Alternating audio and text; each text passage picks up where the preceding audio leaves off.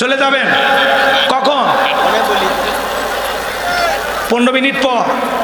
15 minute কি কয় দেবো? 15 মিনিটের শ্রোতা। আপনি এখনই জানতো, এক কাপ চা খাওয়ার টাকা নিয়ে জান আসেন। কি কয়বারে মিশে যাচ্ছে মাহফিল। এই শ্রোতার দরকার নাই। 15 মিনিট 20 মিনিট ওয়াজ শোনার জন্য কেউ মাহফিলে যাবেন না। বক্তাকে অপমান করার জন্য যাবেন না। কথা কয় না কেন? আপনার উদ্দেশ্য কি?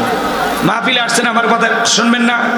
আমি যতক্ষণ না মুনাজাত না দিছি ততক্ষণ পর্যন্ত আপনাকে থাকা লাগবে।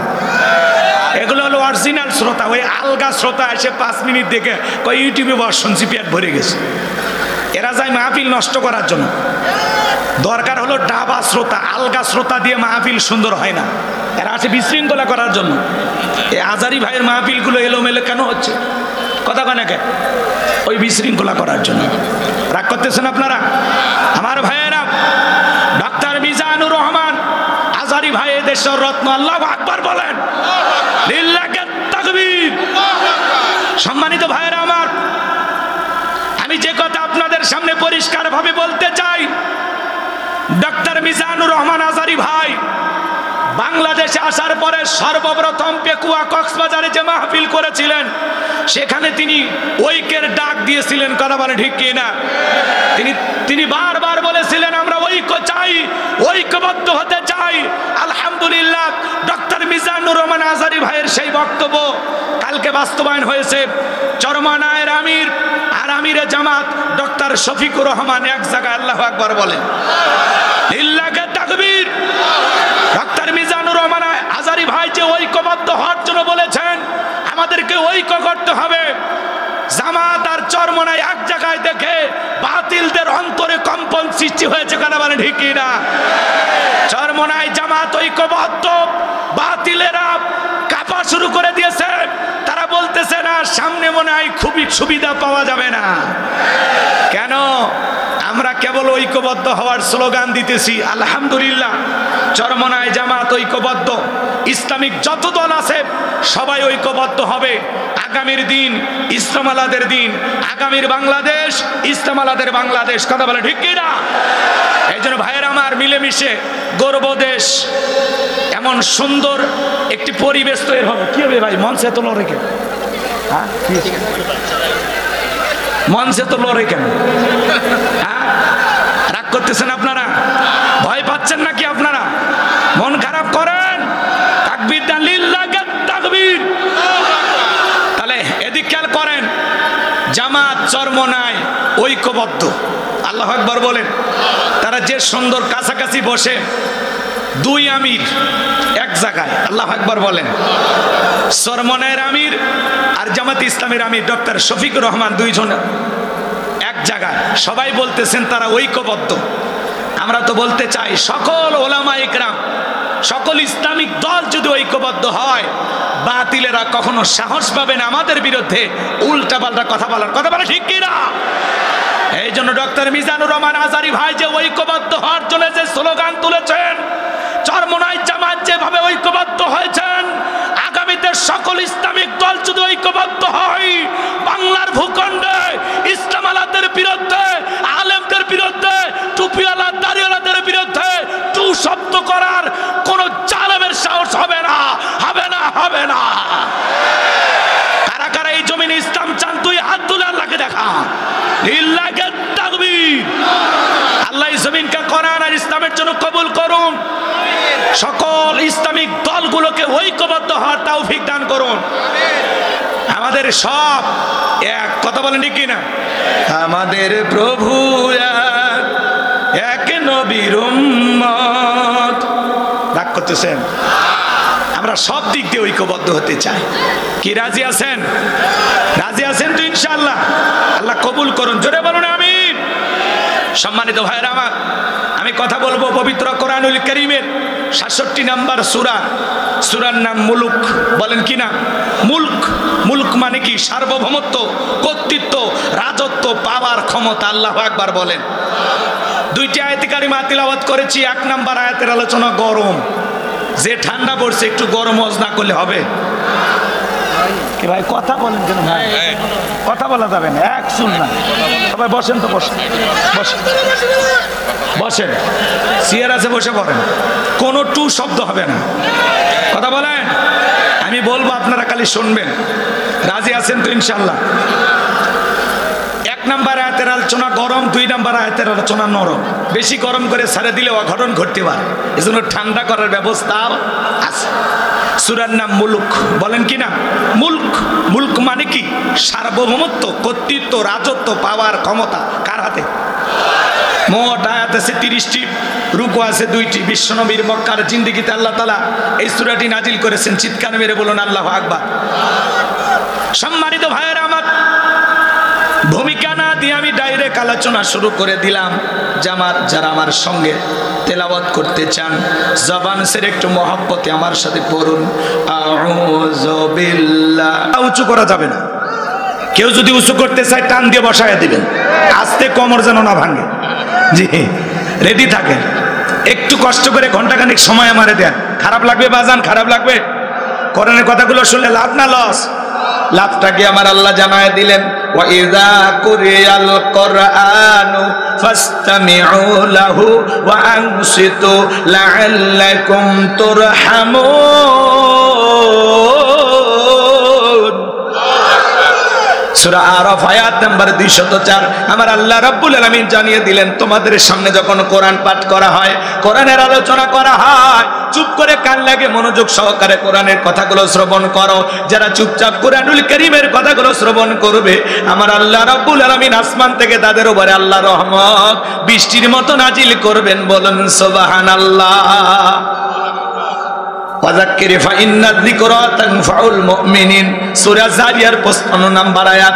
আল্লাহ ডেকে বলেন, যারা আমার মুমিন বান্দা, তাদের সামনে যখন কোরআন দিয়ে ওয়াজ করা হয়, কোরআন থেকে উপদেশ দেওয়া হয়, এই কথাগুলো শোনার পরে আমার মুমিন বান্দাদের উপকারে আসবে। বলেন সুবহানাল্লাহ। হাদিস শরীফের ভিতরে আসছে বাজান, আপনি যদি 1 ঘন্টা কোরআন শোনার জন্য সময় ব্যয় করতে পারেন, এই কথাগুলো শোনার পরে আমল করেন আর না করেন, আল্লাহর কোরআন শোনার জন্য যদি 1 ঘন্টা সময় ব্যয় করতে পারেন, 500 রাকাত নফল নামাজ পড়লে যে সব হয়, সেই সমপরিমাণ সব আল্লাহ তাআলা আপনার আমল নামায় লিখে দিবেন। বলুন সুবহানাল্লাহ। কবুল হওয়া 500 রাকাত নামাজের সব আল্লাহ আমল নামায় লিখে দিবেন। এজন্য 12টা 15 মিনিট পর্যন্ত ওয়াদা দিয়েছেন, ওয়াদা ভঙ্গ করা মুনাফিকের লক্ষণ। আমার বিশ্বাস সাতক্ষীরের মাটিতে কোনো মুনাফিকের জায়গা না। সাতক্ষীরের মাটি ইসলামী আন্দোলনের ঘাঁটি। কথা বলে ঠিক কিনা? রক্ত ভেজা রাজপথ, সাতক্ষীরার রাজপথ। কথা বলে ঠিক কিনা? এই জমিনে অসংখ্য শহীদের রক্ত লেগে আছে। বিদায় সাতক্ষীরার মানুষ আজকের আলোচনা শুনে ভয় পাওয়ার কোনো কারণ নাই। চলুন আমরা আলোচনা শুরু করে দিলাম। কষ্ট হয়? সূরার নাম জোরে বলেন, আরেকটু জোরে বলেন। তোমরা কি যুবক? মানে সত্যি কি যুবক নাকি পরীক্ষা করে দেখবো? আমি কথা বলা লাগবে। কি বোঝো নাই? বোঝো নাই? হ্যাঁ, আমি করবো ওয়াজ, আপনারা দিবেন আওয়াজ, জবাব দিবেন ঠিক ঠিক। আলোচনা হবে কমপ্লিট। শ্রোতাদের স্পিরিটে বারে বক্তার হিট, আলোচনা হবে জায়গা মতো ফিট। আগে বলতাম কিছু আজ প্যান্ডেলে, কিছু আজ অ্যাঙ্গেলে, এখন আর অ্যাঙ্গেলে না, যা বলবো সব ডাইরেক্ট। অ্যাঙ্গেলে বলার দিন শেষ, ডাইরেক্ট বলার বাংলাদেশ। আর কি ভয় আছে? আগেই ভয় করিনি, কত অ্যাঙ্গেলে মার দিছে, ওরা বুঝে ফেলে দিছে। এখন আবার কিছু লোক বুঝে ফেলে দেয় যে হুজুর মনে অ্যাঙ্গেলে আমাদেরকে ঝাড়তেছে। তো ওই গ্রুপের সাথে তোমাদের যদি মিলিয়ে যায়, এখনো তওবা করে ভালো হয়ে যাও। এ কথা কয় না কেন? সূরার নাম মনে থাকবে তো ইনশাআল্লাহ। সম্মানিত ভাইয়েরা আমার, আমার আল্লাহ রাব্বুল আলামিন বলেন, তাবারাকাল্লাযী বিয়াদিহিল মুলকু ওয়া হুয়া আলা কুল্লি শাইইন কাদির। মহামান্বিত সেই সত্তা যার হাতে সর্বময় কর্তৃত্ব, রাজত্ব, পাওয়ার ক্ষমতা। তিনি হলেন সব বিষয়ের উপরে ক্ষমতাবান, সকল কিছুর উপরে একমাত্র ক্ষমতাবান, সর্বশক্তিবান। তিনি কে? আল্লাহ রাব্বুল আলামিন বলেন, তাবারাকাল্লাযী বিয়াদিহিল মুলক ওয়া হুয়া আলা কুল্লি শাইইন কাদির। মহামান্বিত সেই সত্তা যার হাতে সর্বময় কর্তৃত্ব রাজত্ব পাওয়ার ক্ষমতা, তিনি হলেন সব বিষয়ের উপরে ক্ষমতাবান। তাহলে সবকিছুর ক্ষমতার একমাত্র মালিক কে? আসমান জমিনের একচ্ছত্র মালিকানা কার? লিল্লাহি মা ফিস সামাওয়াতি ওয়া মা ফিল আরদ। আকাশ আর জমিনের একচ্ছত্র মালিকানা কার? নাকি ডোনাল্ড ট্রাম্পের ভাগ আছে, নরেন্দ্র মোদীর, পুতিনের? ডোনাল্ড ট্রাম্প গতকালকে শপথ গ্রহণ করছে, আপনারা দেখছেন না? শপথ গ্রহণ করার পরে বেচারা নাচা শুরু করে দিয়েছে। এ তো আগে থেকেই তো একটু মাথায় কথা কয় না। তো ডোনাল্ড ট্রাম্প শপথ গ্রহণ করেছেন 47তম প্রেসিডেন্ট হিসেবে। আমেরিকা 78 বছর বয়সে আমেরিকার প্রেসিডেন্ট হলেন ডোনাল্ড ট্রাম্প। এত বয়সে কেউ ওই দেশের প্রেসিডেন্ট হয়নি। ডোনাল্ড ট্রাম্প শপথ গ্রহণ করার সাথে সাথে জনসম্মুখে বউকে জড়াইয়া কিস করছে। কি করছে? বউকে কিস করছে। এরপরে বউ ধরে নাচা শুরু করছে, নাচানাচি জনগণের সামনে। তা এদিক খেয়াল করেন, পৃথিবীর সবচাইতে বড় নেতা যদি জনসম্মুখে বউকে কিস করে আর পাবলিকের সামনে নাচানাচি শুরু করে, তাহলে পুরো বিশ্বের অবস্থাটা কি এখন বুঝে নেন। কথা কয় না? এরা হলো বিশ্ব নেতা। এই বিশ্ব নেতাদের চরিত্র যদি এই হয়, তাহলে ছোটখাটো নেতার চরিত্র কি বুঝে নেন। কথা কয় না? বিশ্ব নেতা হতে পারে, কিন্তু এরা বিশ্ব বেহায়া। এদের ভিতরে আল্লাহর ভয় নাই, কারণ এরা তো মুসলমান না, এরা কি খ্রিস্টান। কথা বলেন। বউকে মানুষ পার্সোনাল ভাবে ঘরে আদর করে, জনসম্মুখে বউকে কেউ কিস করে। এদেরকে যদি যুবকেরা অনুসরণ করে, তাহলে ডোনাল্ড ট্রাম্পও যা, যুবকেরাও তাই। চরিত্র ভালো করো, আল্লাহ যেন আমাদের হেদায়েত দান করেন। চিল্লা বলেন আমিন। তাহলে পৃথিবীর সকল ক্ষমতার একমাত্র মালিককে? আন্নাল কুওয়াতা লিল্লাহি জামিআ। আল্লাহু আকবার। বলেন, সকল ক্ষমতার একমাত্র মালিককে?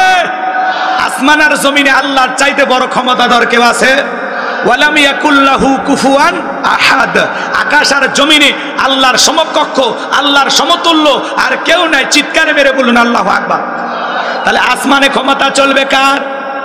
জমিনে ক্ষমতা চলবে কার? সকল ক্ষমতার একমাত্র মালিককে। আল্লাহর চাইতে বড় ক্ষমতাধর কেউ নাই। যারা বলবে ক্ষমতার উৎস জনগণ, ওরা পাম দিয়ে ফুলেই। ক্ষমতার উৎস কে?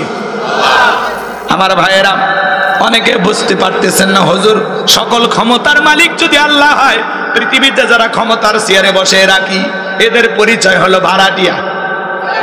আপনাদের সাতক্ষীরা একটা ছেলে যদি ঢাকায় চাকরি করে, একটা ফ্ল্যাট বাসাতে থাকে, অবশ্যই 5-10 বছর চাকরির কারণে বাসায় থাকতে হবে, ওর পরিচয় হলো ভাড়াটিয়া, কিন্তু বাসার মালিক না। এই পৃথিবীর জমিনে যত মানুষ ক্ষমতার চেয়ারে বসে, এরাই সবাই ভাড়াটিয়া, এরা কেউ ক্ষমতার মালিক না। ক্ষমতার মালিক আমার আল্লাহ।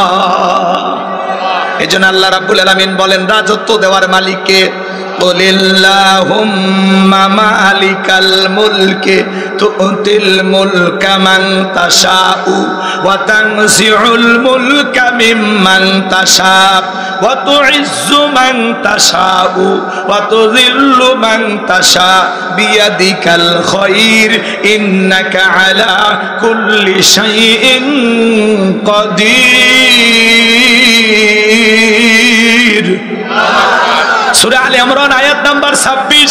আল্লাহ রাব্বুল আলামিন জানিয়ে দিলেন, রাজত্ব দেওয়ার মালিক আমি আল্লাহ। ক্ষমতার চেয়ারে বসানোর মালিক কে? কে ক্ষমতা পাইলে দি খেয়াল করেন, কেউ চেয়ারে বসলেই যে তাকে সম্মান দেওয়া হলো এমনটা নয়। ক্ষমতার সম্মান দুইটা ভিন্ন জিনিস। এই পৃথিবীর জমিনে অনেক মানুষকে আল্লাহ ক্ষমতার চেয়ারে বসায়াও বাড়াবাড়ি করার কারণে জুতার বাড়ি খাওয়া ক্ষমতার চেয়ার থেকে নামাইছে। শ্রীলঙ্কার দিকে তাকায় দেখলেন না, জনগণের উপরে জুলুম করার কারণে জনগণ অতিষ্ঠ হইয়া নেতাকে বাগি পাইয়া কাপড় খুলে ক্ষমতার চেয়ার থেকে নামাইছে। ভাগ্যিস ভালো সেদিন হাফ প্যান্ট পরা ছিল। এজন্য বাড়াবাড়ি করতে নাই। ক্ষমতা আল্লাহর দেয়া নিয়ামত, জনগণের দেয়া আমানত। নিয়ামত পেয়ে যারা শুকরিয়া আদায় করে আর জনগণের আমানতের দায়িত্ব সঠিকভাবে পালন করে, জনগণের আমানত হক সঠিকভাবে আদায় করে, ইতিহাসের সোনালী পাতায় তাদের নাম লেখা থাকে। ক্ষমতা পাইলেই লাভ দেওয়া যাবে না। এই দুনিয়ার জমিনে যারা ক্ষমতা পাওয়ার উপরে ন্যায় বিচার কায়েম করে, আল্লাহর বিধানকে প্রতিষ্ঠিত করে, মানবতার কল্যাণে, ইসলামের কল্যাণে কাজ করে, মানুষ তাদেরকে সম্মান দেয়, সম্মানের সহিত তাদের নাম উচ্চারণ করে। কিন্তু যারা ক্ষমতাকে বাপদাদার পৈতৃক সম্পত্তি মনে করে, যা ইচ্ছা তাই করে, ক্ষমতায় টিকে থাকার জন্য হাজার হাজার মানুষের রক্ত নিয়ে খেলা করে, জুলুম করে, অত্যাচার করে, নিরপরাধ মানুষকে পাখির মতো হত্যা করে বিদায় করে, ওই সমস্ত জালেমদেরকে ক্ষমতার চেয়ার থেকে নামায় দেন তিনি কে? ইতিহাসের কালো পাতায় তাদের নাম লেখা থাকে, মানুষ ঘৃণা নিয়ে তাদের নাম উচ্চারণ করে। কথা বলেন না কেন?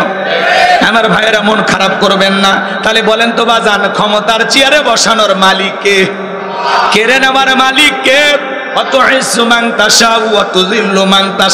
সম্মান দেওয়ার মালিক কে? লাঞ্ছিত করার মালিক কে? বিয়াদিকাল খায়র, সকল কল্যাণের চাবিকাঠি আমার আল্লাহর হাতে। ইন্নাকা আলা কুল্লি শাইইন কাদির।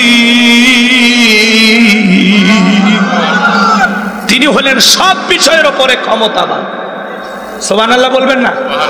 আল্লাহ যে সবচাইতে বড় ক্ষমতাধর, এটা জানার পরে গোলাম হিসাবে আমরা খুশি না বেজা? আমরা এমন এক মালিকের গোলামি করি যেই মালিক হলো সবার উপরে ক্ষমতাবান, তার চাইতে বড় আর কেউ নাই। তাহলে চিৎকার মেরে বলেন, ক্ষমতার একমাত্র মালিক। আর একটু জোরে বলেন আল্লাহু আকবার।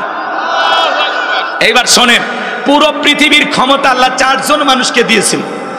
জোরে বলেন কয়জন? আরো জোরে। এ জোরে হলো না, একটু জোরে বলবেন। মিছিল করার অভ্যাস করেন। একটু কমাইতে বলছি না ভাই, কমে না তো, দরকার একেবারে কমায় দেন।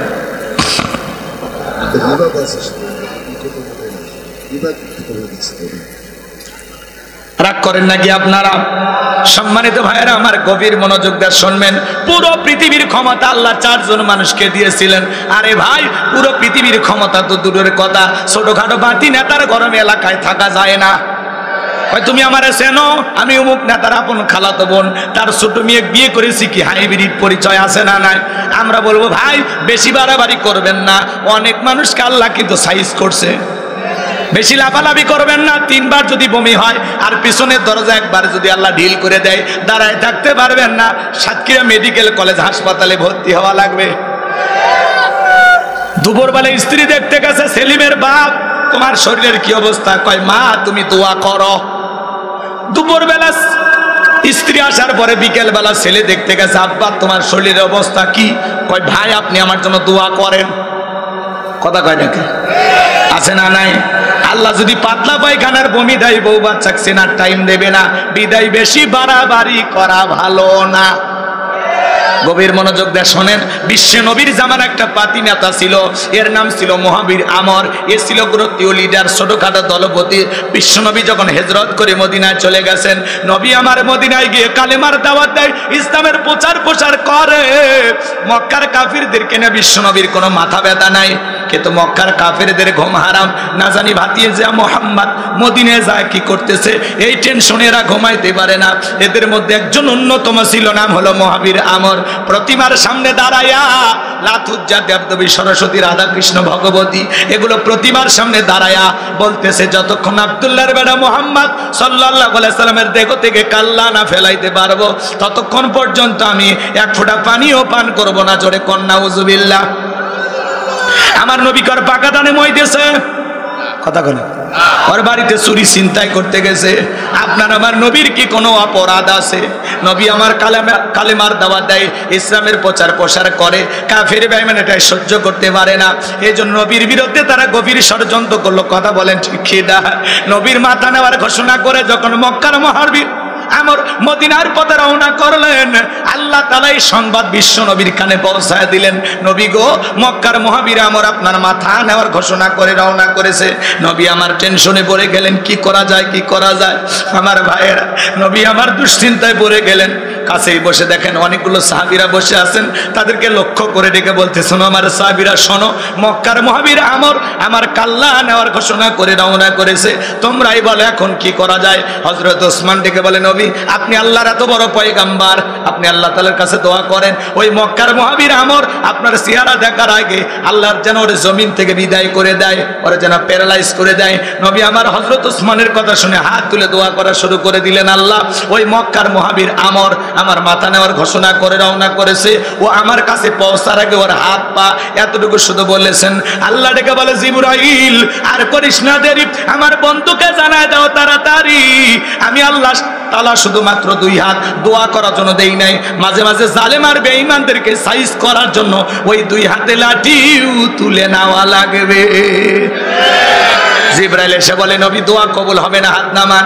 বিশ্ব নবী তখন হাত মুখে না লাগায় হাঁটুর উপরে রাখায় দিলেন। আপনারা বলেন তো বাজান, সব জায়গায় কি দোয়া দিয়ে কাজ হয়? এই গ্রামের নাম কি বলেন?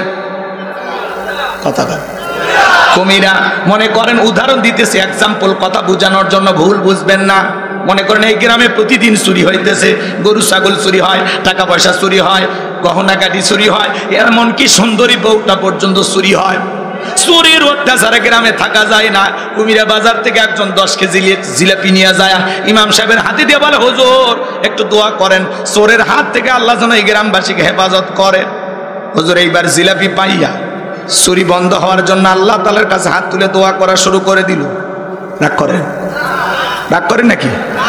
এইবার চুরি বন্ধ করার জন্য হুজুর হাত তুলে দোয়া করা শুরু করে দিল, আল্লাহ চোরের হাত থেকে এই কুমিরের মানুষকে তুমি হেফাজত করো। চোর জিলাপি খাওয়ার আশায় হাত তুলে বলে, আমিন আমিন আমিন। হুজুর যদি ওই জায়গায় দোয়া না করে বলতো, এ কুমিরার যুবকেরা, এই গ্রামে ঢোকার 4টা রাস্তা আছে, এই 4 রাস্তার মোড়ে মোড়ে মাগরিব থেকে ফজর পর্যন্ত বাংলার লাঠি নিয়া 4 জন করে যুবক মোড়ে মোড়ে দাঁড়ায় থাকবা, চোরকে দেখা মাত্রই ওই লাঠি দিয়া মন পিটান পিটাইবা যাতে 6 মাসে মাজার সোজা না করতে পারে। তাহলে বলেন তো বাজান, চোর কি হাত তুলে আমিন কইতো নাকি তওবা করে ভালো হয়ে যেত? চুরি বন্ধ করতে হলে লাগবে কার আইন? দোয়া দিয়ে কাজ হবে? জোরে বলে, লাগবে কার আইন? আল্লাহ 1500 বছর আগে আইন দিয়েছেন, ওয়াসসারিকু ওয়াসসারিকাতু ফাকতুউ আইদিয়াহুমা জাযাআম বিমা কাসাবা নাকালাম মিনাল্লাহ। সূরা মাইদার 38 নম্বর আয়াতে আল্লাহ 1500 বছর আগে আইন দিয়েছেন, চোর পুরুষ হোক আর নারী হোক, আল্লাহর বিধান, আল্লাহর ফয়সালা। চুরি করেছে অপরাধ যদি প্রমাণিত হয়, চোরের ডান হাতের কবজি কেটে দাও। একটা চোরের হাত কেটে সোশ্যাল মিডিয়াতে ভালো করে যদি আমরা প্রচার করতে পারতাম যে বাংলাদেশের পার্লামেন্টে আইন চালু হয়ে গেল, চোর যদি চুরি করে ধরা পড়লে তার হাত কেটে দেওয়া হবে। এ বাজান গো আমার, একটা চোরের হাত কেটে মিডিয়াতে প্রচার করলে বাংলাদেশের সমস্ত চোরেরা তওবা করে আল্লাহর ওলি হয়ে যেত। কথা বলেন ঠিক কিনা? কিন্তু কে শোনে কার কথা? আসো গেলে না মনের ব্যথা। এখন উচিত কথা যদি কই, পিঠের ওপর দিয়া যাবি মই। এই আনন্দে কিছু লোক কিনে খাবে বগুড়ার স্পেশাল দই। যত 10 নন্দ ঘোষ 70টা বললে 10 করলে অন্যায়ের প্রতিবাদ, নামটা হবে তোমার মৌলবাদ, নামটা হবে তোমার জঙ্গিবাদ। আল্লাহর আইন চালু করতে চায় না। ওরা বলে 1500 বছরের আইন, এগুলো ব্যাকডেট, এগুলো চলবে না। আমরা বলতেছি ব্যাকডেট না আপডেট, খালি একটা টেস্ট করে দেখো। টেস্ট কথা কয় না। মনে রাখবেন, লন্ডন আমেরিকার তৈরি আইন আর ভারতের পানি পড়া দিয়া মানুষের তৈরি করা নিয়ম নীতি দিয়া কোশ্চিন কালেও বাংলাদেশের 1 ইঞ্চি মাটিতেও শান্তি প্রতিষ্ঠিত করতে পারবেন না। এই দেশের চুরি দুর্নীতি টেন্ডারবাজি খুন ধর্ষণ চাঁদাবাজি বন্ধ হবে সেই দিন, আল্লাহর কোরআন দিয়া জমিনটা চলবে সেই দিন। একটা চোরের খালি বিচার করে দেখেন, এমন সরকার আপনিও টেস্ট করে দেখতে পারেন। কথা কয় না? রাগ করেন? হ্যাঁ, আজকে পথে ঘাটে ধর্ষণ কত ধরনের। একটা ধর্ষণকারী জিনাকারী নারী পুরুষকে আল্লাহর বিধান অনুযায়ী পাথর মেরে সংজ্ঞাসার করে দুনিয়ার জমিন থেকে বিদায় করে দেন। ধর্ষণ করা দূরের কথা, ইফটিজিং করা দূরের কথা, যুবকদের স্বপ্ন দোষ বন্ধ হয়। কিন্তু কে শোনে কার কথা? সরিষাই তো ভূত। নেতা আল্লাহর আইন যে চালু করবে ও চিন্তা করে আমি এই হাত দিয়ে যে পরিমাণে দুর্নীতি করছি প্রথমে তো আমার হাত কাটা যাবে। 11 লক্ষ কোটি টাকা দুর্নীতি করে বিদেশে পাচার করেছে। এ কথা বলেন নাকি আপনারা? এত পরিমাণে দুর্নীতি করছে ভাই, তা হিসাব সারা। প্রধানমন্ত্রী থেকে শুরু করে চৌকিদার দাফাদার পর্যন্ত দুর্নীতি করে গেছে। প্রধানমন্ত্রী বলে আমি ছেলে মেয়ের জন্য কিচ্ছু করিনি। কিছু করেননি? হ্যাঁ, আপনার বাড়ির পিয়ন 400 কোটি টাকার মালিক। জনগণ বোঝে না যে চাকর চাকরানি যদি এই অবস্থা হয় মালিকের কি অবস্থা। আমরা এতবার বললাম ম্যাডাম পদত্যাগ করেন, আল্লাহ বলে কিসের পদত্যাগ? এরা যে অন্যায় অপরাধ করেছে, শুধু পদত্যাগ না, আমি আল্লাহ এদেরকে দেশ ত্যাগ করতে বাধ্য করব। ইন্না বাতশা রাব্বিকা লাশাদীদ, আল্লাহর পাকড়াও বড় কঠিন। আল্লাহ ধরে না, যেদিন ধরবে মামু বাড়ি দিল্লি গিয়ে পড়বে। আছে বড় বড় কথা বলতো, পালাবো না হারাবো না।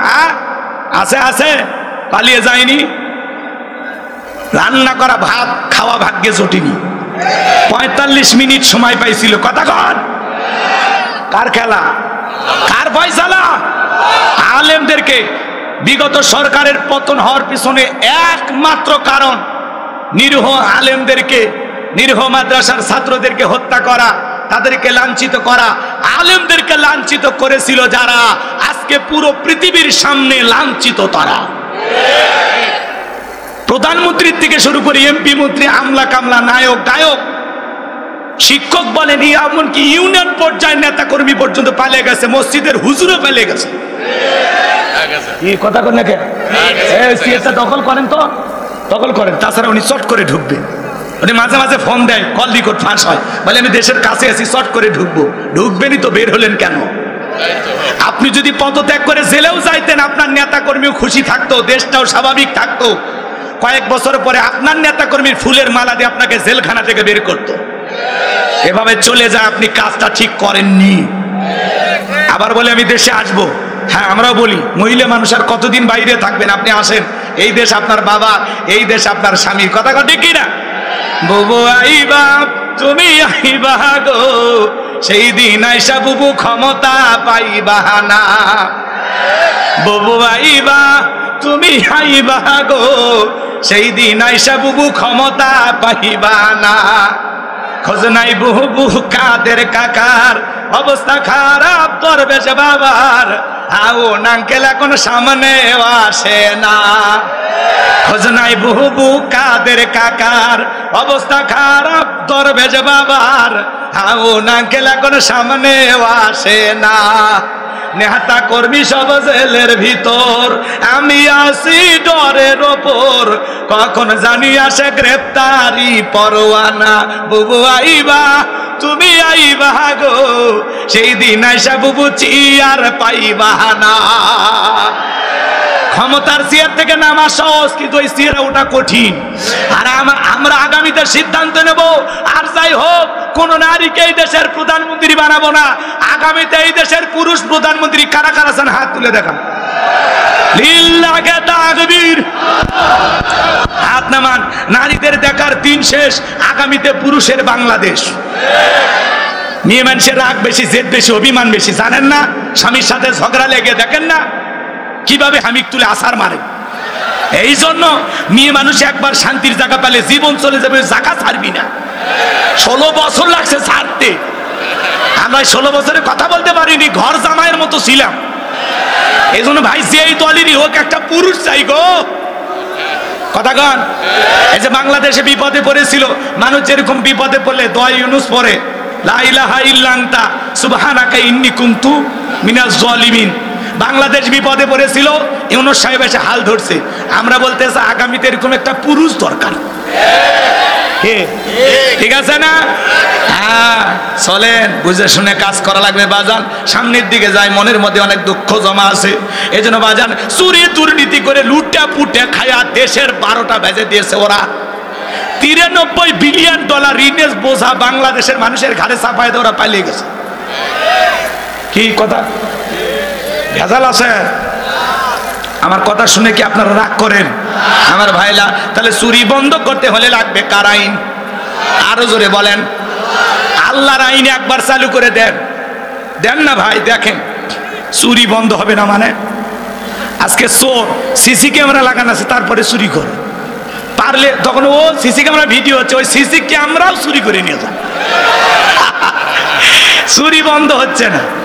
মসজিদের জুতার থেকে শুরু করে সব চুরি হয়। কি চুরি হয়নি কোন? আপনার বইয়ের 3 পিস বাইরে রাখেন তো, ওটা চুরি হয়। মসজিদের বাইরে আমারই 3 জোড়া জুতে চুরি হয়েছে আজ পর্যন্ত। চিন্তা করেন, আজ পর্যন্ত আমরা জুতে চুরি বন্ধ করতে পারি। আর রাষ্ট্রের এত বড় বড় খাদে খালি চুরি আর দুর্নীতি, চুরি আর দুর্নীতি। কিসের পুকুর চুরি? ওরা সাগর চুরি করে খায় ফেলে দিছে, জনগণ টেরি পায়নি। কথা কান। তাহলে এই জমিন আল্লাহর আইন চালু হওয়ার দরকার আছে না নাই? আল্লাহ এই জমিনকে কোরআন আর ইসলামের জন্য কবুল করুন, চিল্লা বলুন আমিন। সবকিছু দেখা শেষ, আগামীতে কোরআনের বাংলাদেশ আল্লাহ যেন কবুল করেন, জোরে বলেন আমিন। সম্মানিত ভাইয়েরা আমার, নবী আমার টেনশনে পড়ে গেলেন। জিবরাইল এসে বলে, নবী দোয়া কবুল হবে না। নবী তখন হাত মুখে না লাগায় হাঁটুর উপরে রাখা দিলেন। আমরা অনেকে মোনাজাত করি, অনেকে দোয়া করে এরকম দড়ি পাকায়। আগেকার দাদারা এরকম পাটের দড়ি পাকায় তো। কথা কয় না, কথা কয় না। অনেকে দোয়া করে আর পেশার মাপে, আছে না? অনেকে চুপচাপ হাত এরকম ধরে থাকে, কেউ আবার হাতি তোলে না। হুজুর যখন মোনাজাত শেষ করে বলে আমিন, তখন বলে আমিন, হুজুর আজকের মোনাজাত সেই হয়েছে। এরকম চালাক আছে না নাই? আমার ভাইয়েরা, জিবরাইল এসে বলে, নবী দোয়া কবুল হবে না। সাহাবা ইকরামদের মধ্যে ঘোষণা করেন, আপনার সাহাবীদের মধ্যে এমন কেউ কে আছে যে মক্কার মুহাবির আমরের মোকাবেলা করবে? নবী আমার এই কথা শোনার পরে সাহাবা ইকরামকে ডেকে বলেন, ও আমার সাহাবীরা, তোমাদের মধ্যে এমন কেউ কে আছো যে মক্কার মুহাবির আমরের মোকাবেলা করবা? নবীর কোন সাহাবী দাঁড়ায় না, হযরত আলী দাঁড়িয়ে গেলেন। বলুন আল্লাহু আকবার। নবী তখন ডেকে বলে, আলী তুমি না বুঝে কেন দাঁড়াইছো? তুমি কি জানো এই মক্কার মুহাবির আমর এক বেলা খাবার খায় 21 কেজি, 3.5 মণ ওজনের তরবারি নিয়ে যুদ্ধ করে। এত বড় বীরের সামনে তুমি কেমনে যাবে? বসে পড়ো। হযরত আলী বসে বললেন। নবীজি দ্বিতীয়বার বললেন, আবার হযরত আলী দাঁড়িয়ে গেছেন। নবীজি তৃতীয়বার যখন বললেন, আবারও হযরত আলী দাঁড়িয়ে গেছেন। নবী তখন 2টা হাত বাড়া বলে, আলী রে আয় আয় আমার বুকের ভিতরে আয়। এই কথা বলে বিশ্ব নবী হযরত আলীকে বুকের সঙ্গে জড়ায় নিলেন। আর দেখে বলে, আলী এত বড় বীরের সামনে যাইতে চাস? তোর জানি কি মায়া দয়া নাই? হযরত আলী বলতেছে, নবী গো, আমার ভিতরের ঈমান বলতেছে ওই আমর আপনার চেহারা দেখায় আগে ওরে আমি জমিন থেকে বিদায় করে দেব। বলুন আল্লাহু আকবার। নবী আমার দিকে বলে, আলী রে খালি হাতে দোয়া করে লাভ হবে না। ওসমান তোমার বাড়িতে কি তরবারি আছে? হযরত ওসমান ডেকে বলে, নবী আমার বাড়িতে তরবারি আছে 27 ইঞ্চি লম্বা। নবী আমার ডেকে বলে, যাও তরবারিটা নিয়ে আসো। হযরত ওসমান রাদিয়াল্লাহু তরবারি আনে দিলেন। তরবারি নিয়ে আসার পরে হযরত আলী তরবারি পায়ে মারছে দৌড়। দৌড়াইতে দৌড়াইতে আমরের মুখোমুখি হয়ে গেছে যখন, এইবার আমর ডেকে বলে, কি রে পিচ্চি আলী, তুই কেন আমার সামনে? হযরত আলী বলতেছে, পিচ্চি না কি পরে বুঝাই। আল্লাহু আকবার বলেন। কথা আছে ছোট মরিচের ঝাল বেশি। এইবার হযরত আলী দাগ টানতেছেন। দাগ টানা বোঝেন তো বাজান? একটা দোয়া পরে দাগ টানতেছেন। এই দোয়া পরে বাড়ির চতুর্দিকে ফু দিতে পারলে বড় বড় দুর্ঘটনার হাত থেকে আল্লাহ আপনার পরিবারকে হেফাজত করবেন। বলেন আল্লাহু আকবার। হযরত আলী এবার দাগ টানতেছেন। দাগ টানা বোঝেন না? দাগটা টানার পরে তরবারিটা উঁচু করে বলতেছে, এই কাফেরের বেটা আমর, তোদের সাহস থাকে দাগটা পার হয়া নবীজির কাল্লা নিতে যায়, আয় আয় খেলা হবে, আয়। আল্লাহু আকবার বলেন। হযরত আলী যে কায়দায় ধমক দিয়েছে, ওর ভিতরে 19-20 শুরু হয়ে গেছে। কথা কইলে ওর ভিতরে কম্পন সৃষ্টি হয়ে গেছে। বাড়িতে ঢুকছে চোর, বাড়িওয়ালা ল্যাংরা, 2টা পাই নাই, কিন্তু টের পায়ে যদি খালি মুখটা দিয়ে আওয়াজ দেয়, কে রে? চোর থাকবি না, ভাগে দৌড় মারবি। একটা আওয়াজে অনেক কিছু ঘটে। মুসলমান যদি একবার খালি নারাই তাকবীর আল্লাহু আকবার দিয়ে ময়দানে নামে, বাতিলেরা রঙ্গি পড়ার টাইম পাবি না। লিল্লাহি তাকবীর। এই আওয়াজ অনেক বড় হাতিয়ার, আপনি জানেন? খালি আওয়াজ দেন, বাতিলেরা এমনি ভয় পাবে। কি পারবেন না? রেডি আছেন? আমার ভাইরা চলেন সামনের দিকে যাই।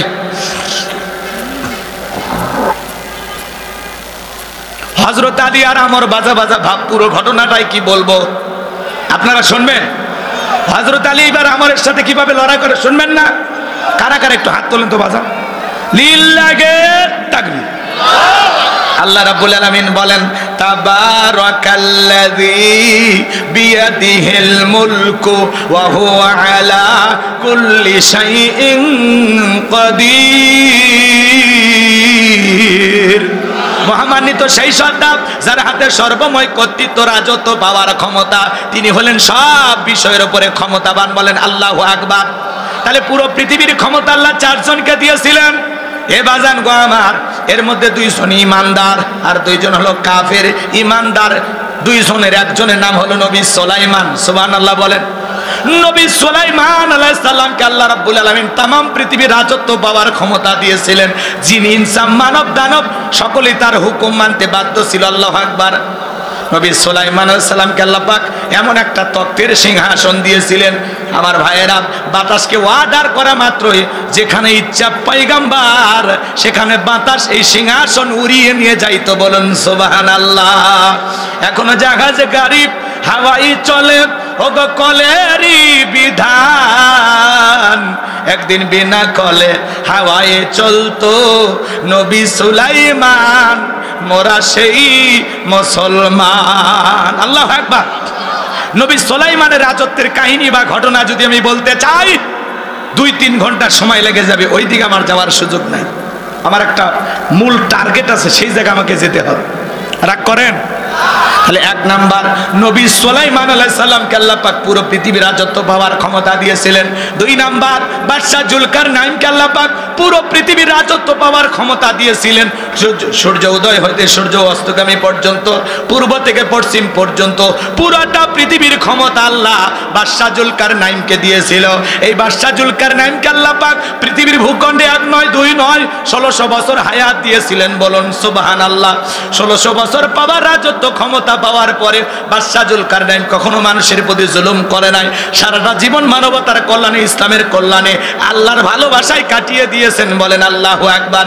ইয়াজুজ মাজুজের জন্য যে বিশাল প্রাচীর নির্মাণ করে দিয়েছিলেন যেই বাদশা, কথা বোঝেন নাই, সেই বাদশার নাম বাদশা জুলকারনাইন। ওইদিকে ঘটনাগুলো বলতে গেলে লম্বা হবে, লম্বা করার সুযোগ নাই। তাহলে 2 জন ইমানদার বাদশাকে আল্লাহ পুরো পৃথিবীর ক্ষমতা দিয়েছিলেন। 1 নাম্বার নবী সুলাইমান, আর 2 নাম্বার বাদশা জুলকারনাইন। আর 2 জন কাফিরকে আল্লাহ পাক পুরো পৃথিবীর রাজত্ব পাওয়ার ক্ষমতা দিয়েছিলেন। এর মধ্যে একজন জালেম বাদশা, যার নাম ছিল বাদশা বখতে নাসর কিরাম। এই বাদশা বখতে নাসরের জামানায় আল্লাহ পাক তার একজন পয়গম্বর পাঠিয়েছিলেন। সেই নবীর নাম হলো দানিয়াল। আল্লাহ নবী দানিয়াল আলাইহিস সালাম তার উম্মতদেরকে ডেকে বলেন, ইয়া বানি ইসরাঈল আযকুরু নি'মাতি আল্লাতী আন'আমতু আলাইকুম ওয়া আন্নী ফাদ্দালতুকুম আলাল আলামিন। আল্লাহ নবী দানিয়াল আলাইহিস সালাম ডেকে বলেন, ও বনি ইসরাঈল উম্মতেরা, দাম্ভিকতা করো না, অহংকার করো না। তোমাদের বাপ দাদা কৃতদাস ছিল, মানুষের বাড়িতে গোলামের কাজ করত, দাসত্বের জিন্দেগি ছিল। সেই দাসত্বের জিন্দেগি থেকে আল্লাহ তাআলা তোমাদেরকে মুক্ত করেছেন, স্বাধীন করেছেন। বিদায় আল্লাহ তাআলার কৃতজ্ঞতা আদায় করো, আল্লাহ তাআলার নিয়ামতের শুকরিয়া আদায় করো। তিনি তো প্রশংসার একমাত্র মালিক। এখনো সময় আছে, তোমরা পরিবর্তন হয়ে যাও। গাছের পূজা করো না, মাছের পূজা করো না, চন্দ্রের পূজা করো না, সূর্যের পূজা করো না, একমাত্র আল্লাহর ইবাদত করো। পয়গম্বর তাদেরকে দিনে দাওয়াত দেয়, রাতে দাওয়াত দেয়, সকালে দাওয়াত দেয়, বিকেলে দাওয়াত দেয়। পয়গম্বরের দাওয়াত শুনে দেখে বলে, পয়গম্বর পুরান দিনের গল্প শোনায় লাভ নাই, বাপ দাদা কি করেছিল আমরা জানতে চাই না। আমরা তো এখন চাকর না, আমরা তো মুক্ত স্বাধীন। আমাদের টাকা পয়সা, গাড়ি বাড়ি, আমোদ প্রমোদ, সুখ বিলাসিতার কোনো কিছুর অভাব নাই। বিদায় এক আল্লাহর ইবাদত করার সময় নাই। আল্লাহ নবী দানিয়াল আলাইহিস সালাম সুন্দর করে দাওয়াত দেন, কোনো মতেই যখন তারা দাওয়াত গ্রহণ করে না, লম্বা ইতিহাস, লম্বা ঘটনা সংক্ষিপ্ত করে বলে দিয়ে যায়। আল্লাহ নবী দানিয়াল তখন ডেকে বলে, আমার বনি ইসরাঈল উম্মতেরা শোনো, কোন জাতির মানুষ যদি দাম্ভিকতা করে, অহংকার করে, আল্লাহ তাআলা তখন ওই কওমের উপরে, ওই জাতির উপরে 2 ধরনের আযাব আর গজব পাঠায়। 1 নাম্বার হলো আসমান জমিনের গজব দিয়ে, আযাব দিয়ে আল্লাহ ওদেরকে ধ্বংস করে দেয়। আর না হয় তাদের ভাগ্যে জালেম শাসক পাঠায়া দেয়। দেশের এদিক খেয়াল করেন, দেশের জনগণ হবে যেমন, নেতাও হবে তেমন। আপনি যতদিন ভালো না হতে পারবেন ততদিন ভালো নেতা আশা করে কোনো লাভ নাই। কথা কর, আপনি 1 নাম্বার নেতা 1 নাম্বার, আপনি 2 নাম্বার নেতাও 2 নাম্বার। আপনি সিটার নেতা হবে বিশ্ব সিটার। সামনে যাই, দেখেন আজ কি হয়। কি কুয়াশায় কিছু দেখা যাচ্ছে না? ভয় পাচ্ছেন নাকি? আজকে তো অন্যরকম একটা মাহফিল। এর মধ্যে অনেকে আবার ওঠা বসা করতে পারে, দেখা যায় না।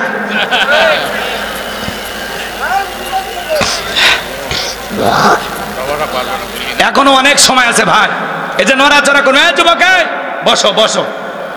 যারা এই কুয়াশার মধ্যে অন্ধকারে পালিয়ে যাচ্ছেন, যদি পারেন গেটের পাশে আমার গাড়ি রাখা আছে, এই গাড়িতে আমার লেখা একটা বই আছে, শেষ বিদায়। যারা পালিয়ে যাচ্ছেন তাদের জন্য বলতেছি, আপনারা যদি পারেন এই বইটা সংগ্রহ করবেন। একজন মৃত মানুষকে নবীজির তরিকায় কিভাবে বিদায় করতে হয়। মৃত ব্যক্তিকে চুমা খাওয়া জায়েজ না, হারাম। স্বামী স্ত্রী মারা গেলে একে অপরকে গোসল করাতে পারবে কিনা? মৃত স্বামী স্ত্রীকে চুমা খাওয়া যাবে কিনা? আত্মহত্যা করে মারা গেলে তার জানাজায় যাওয়া যাবে কিনা? জান্নাত জাহান্নাম সম্পর্কে, আখিরাত সম্পর্কে, কবরের সলজব সহ বিশেষ কিছু দোয়া, 2টা গজল সহ 76 পৃষ্ঠার বইটা যদি পারেন স্মৃতি হিসাবে নিয়ে যাবেন। গাড়ির ড্রাইভারের কাছে গেলে 50 টাকা হাত দিয়ে দিয়া আপনারা নিয়ে যাবেন। বইটার নামই হলো শেষ বিদায়। নবীজির তরিকা একজন মানুষকে কিভাবে বিদায় করা যায়, পারবেন তো ইনশাল্লাহ নিতে? প্রত্যেকটা কথার দলিল দিয়ে আছে, নিয়ে যাবেন ইনশাল্লাহ। যুবকেরা তো এগুলো কিনবে না, ওরা কেনে উপন্যাস, প্রেম কেন কাদায়, যৌবনের মৌবনে, অভিশাপ্ত রাত, মিলন হবে কতদিনে, তোর মরণের পরে। এগুলো আজে বাজে উপন্যাস কিনলে চরিত্র ধ্বংস হয়ে যাবে। কথা বলে ঠিক কিনা? হ্যাঁ, যারা যাচ্ছে তারা নিয়ে যাবে। মুনাজাতের পরে আপনারা পাবেন। বসেন, এখন না, আমি অন্ধকার দেখতে পাচ্ছি না। কি এক কুয়াশার মাহফিল! কত আলহামদুলিল্লাহ, আল্লাহ পরীক্ষা নিচ্ছে যে এই কুয়াশার ভিতরে কারা থাকে আর কারা পালিয়ে যায়। কথা বলেন। মুমিনের জীবনের প্রত্যেকটা দিন পরীক্ষা। কথা বলেন। জি, আপনার ধৈর্য নিয়ে থাকবেন। 12টা 15 বাজার আগে আমি দোয়া করব না, এখনো 45 মিনিট সময়। খালি চলেন, সামনে যাই, কুপা কাত করে দেবো, মারিয়া সমান হয়ে যাবে। তাকবীর দেন, লিল্লাহে তাকবীর। মানে মাঝে মাঝে সুবহানাল্লাহ, আলহামদুলিল্লাহ, আল্লাহু আকবার জোরে বলবেন, তাহলে আমি বুঝবো যে আপনারা আছেন। ঠিক আছে আমার ভাইয়েরা, চলেন সামনের দিকে যাই। যে কথা বলতে চাচ্ছিলাম, বাহান আল্লাহর নবী দানিয়েল সালামের কথা তারা ডিনাই করলো, পয়গম্বরের কথা তাদের পছন্দ হলো না। আল্লাহ পাক তখন ওই বনি ইসরাইল উম্মতের উপরে, এই ঠেটা জাতির উপরে বাদশা বখতিয়ানাসরকে পাঠিয়ে দিল। জালেম বাদশা বখতিয়ানাসর ক্ষমতার চেয়ারে বসার পরে হাজার হাজার মানুষকে গ্রেফতার করতে লাগলেন। শুধু তাই নয়, আল্লাহর নবী দানিয়েল সালাম সহ তার 70,000 উম্মতকে জেলখানায় বন্দী করলেন। আল্লাহর নবী দানিয়েল জেলখানায় কোন জায়গায়? এটা জোরে বলেন না। নবী যদি জেলখানায় যায়, আজকে যারা নায়েবে রাসূলের ভূমিকা পালন করবে, মাঝে মাঝে তাদেরকেও জেলখানায় যাওয়া লাগবে। পৃথিবীর সেরা নবী, সেরা পয়গম্বর, আখিরি নবী, আপনার আমার প্রিয় নবী, কলিজার টুকরা নবী, বিশ্ব নবী মুহাম্মদ রাসূলুল্লাহ সাল্লাল্লাহু আলাইহি সাল্লামকে যদি শিয়াবে আবু তালেবের ভিতরে জালেমেরা 3 বছর বন্দী করে রাখে, গাছের লতা পাতা খেয়ে জীবন ধারণ করেছিলেন, এই সেরা মানুষটা যদি জেলখানায় যায়, আজকে যারা কোরআন সুন্নাহর হক কথা বলবে, সঠিক দাওয়াত দেবে, মাঝে মাঝে জালেমেরা জুলুম করে তাদেরকেও জেলখানায় বন্দী করবে। কোরআনের পাকে আল্লামা সাইদি হুজুর মিষ্টি কথা বলতো, কি সুন্দর দাওয়াত দিত। ময়না পাখির আওয়াজ শুনে লক্ষ লক্ষ মানুষ যাইতো। ওরা বুঝতে পেরেছে তাদের মিষ্টি কথা শুনে মানুষ যদি একবার পরিবর্তন হয়ে যায়, আমাদের বোতল খাওয়া হবে না, দুর্নীতি করা হবে না। এই জন্য ইসলাম প্রতিষ্ঠিত হলে আমাদের ক্ষমতার চেয়ারে বসার স্বপ্ন টিকে থাকবে না। এই জন্য পরিকল্পিতভাবে ময়না পাখিকে খাঁচায় বন্দি করে রেখেছিল, আর ভারতের ইশারায় আল্লামা সাইদিকে বিদায় করে দিয়েছে। আল্লামা সাইদি কেমন মানুষ ছিলেন! 50টা বছর দাওয়াত দিয়েছেন। তিনি যাওয়ার বেলা হাসলেন আর আমাদেরকে কাঁদিয়ে গেলেন। আল্লামা সাইদি হুজুর আমিরে জামাত তার স্মৃতিচারণ করতে গিয়ে তিনি বলেছেন যে আল্লামা সাইদি হুজুরের সাথে বারবার যখন দেখা হইতো আমাকে বুকে জড়ায় ধরতেন আর বলতেন, ডক্টর শফিকুর রহমান ভাই, আমার জীবনের 2টা আশা, আমি যদি জীবনে কোনোদিন জেলখানা থেকে আল্লাহ মুক্ত করে, আমি যেন আরেকটা বার আমার বাংলাদেশের মুসলমান ভাইদের সামনে কোরআনের একটি আয়াতের তাফসীর করে শোনাইতে পারি। এটা আমার জীবনের শেষ চাওয়া, আমি যেন একবার আমার দেশের মুসলমান ভাইদেরকে কোরআনের একটি আয়াতের আলোচনা শোনাইতে পারি। আল্লাহু আকবার বলেন। আর বলেন, আমার 2 নাম্বার স্বপ্ন, আল্লাহ যদি আমাকে জেলখানা থেকে বের করে দেয়, আমি আল্লাহর ঘরে খানাই কাবাইকে সিজদায় লুটিয়ে পড়ে আল্লাহর শুকরিয়া আদায় করব। কিন্তু আল্লাহর প্রিয় গোলামদের আশা আল্লাহ সব পূরণ করে না, কিছু কিছু আশা আল্লাহ রিজার্ভে রেখে দেয়। আল্লাহ যেন এর চাইতে উত্তম পুরস্কার কোরআনের পাকে আল্লামা সাইদি হুজুরকে আল্লাহ দান করেন। জোরে বলেন আমি। আল্লাহ যেন আল্লাহ যেন তার গোলামকে জান্নাতের উচ্চ মাকাম দান করেন, তার কবরটা জান্নাতের বাগান বানায় দেন। সিলে বলেন আমিন। আমার ভাইয়েরা, এই জন্য নাইবে রাসূলের ভূমিকা যারা পালন করবে মাঝে মাঝে তাদেরকেও জেলখানায় বন্দী করবে। মুফতি আমির হামজা ভাই, তাকে জেলখানায় বন্দী করেছিল, সম্মান কমেছে না বেড়েছে? শাইখুল হাদিস ইবনে শাইখুল হাদিস আল্লামা মামুনুল হক, তাকে ওরা জেলখানায় বন্দী করেছিল, সম্মান কমেছে না বেড়েছে? ডক্টর মিজানুর রহমান আজারি ভাই, ওরা জুলুম করে দেশের বাইরে পাঠিয়ে দিয়েছিল, এতে তার জনপ্রিয়তা কমেছে না বেড়েছে? হেরে যাবে ওদের হিংসা, জিতে যাবে আমাদের ভালোবাসা। কোন ষড়যন্ত্র করে এদেশের শ্রেষ্ঠ সন্তান আলেমদেরকে কখনো এদেশের মানুষের মন থেকে মুছে ফেলা যাবে না। এদেশের মানুষ আলেমদেরকে কলিজা দিয়ে মহাব্বত করে, কথা বলেন ঠিক কিনা? সামনের দিকে যায় আমার ভাইয়েরা, আল্লাহ নবী দানিয়েল সালাম উম্মতদেরকে ডেকে বলে, কি ব্যাপার, কই গেল তোমাদের সুন্দর দিন, কই গেল আরামায় সুখের গল্প? ডেকে বলে, পয়গাম্বার আপনার কথা যে দিবালোকের মতো সত্য হবে এত তাড়াতাড়ি ভুলে যাবে আমরা বুঝতে পারি নাই। পয়গাম্বার গো, আমরা ভুল করেছি, অন্যায় অপরাধ করেছি, এখন থেকে আর গাছের পূজা, মাছের পূজা, চন্দ্রের পূজা, সূর্যের পূজা করব না, এখন থেকে একমাত্র আল্লাহর ইবাদত করব, আপনি যা বলবেন আমরা তাই শুনবো। আল্লাহ নবী দানিয়েল ডেকে বলে, শোনো, সত্যি যদি তোমরা তওবা করে ফিরে আসতে চাও তাহলে আজকে রাত 12টার পরে আমি যখন আল্লাহ বলে ডাক দেব, আমার সঙ্গে তোমরা সবাই ঘুম থেকে জাগ্রত হয়ে আল্লাহ বলে ডাক দিবা। আল্লাহু আকবার। শুনে যান আমার ভাইয়েরা, আল্লাহ বলে ডাক দিবা, মনে রাখবা একমাত্র আল্লাহই পারে জালেমের জেলখানা থেকে মুক্ত করার ব্যবস্থা করে দিতে। রাত 12টার পরে আল্লাহর নবী দানিয়েল আলাইহিস সালাম চিৎকার মারলেন, আল্লাহু আকবার। একটু সবাই জোরে ডাক দেন আল্লাহ, একটু ভালোবেসে ডাক দেন আল্লাহ। পয়গাম্বার যখন আল্লাহ আল্লাহ বলে ডাক দিয়েছে, পয়গাম্বারের 70,000 উম্মত ঘুম থেকে জাগ্রত হয়ে তারাও চিৎকার মেরে আল্লাহু আকবার বলে ডাক দিয়েছেন।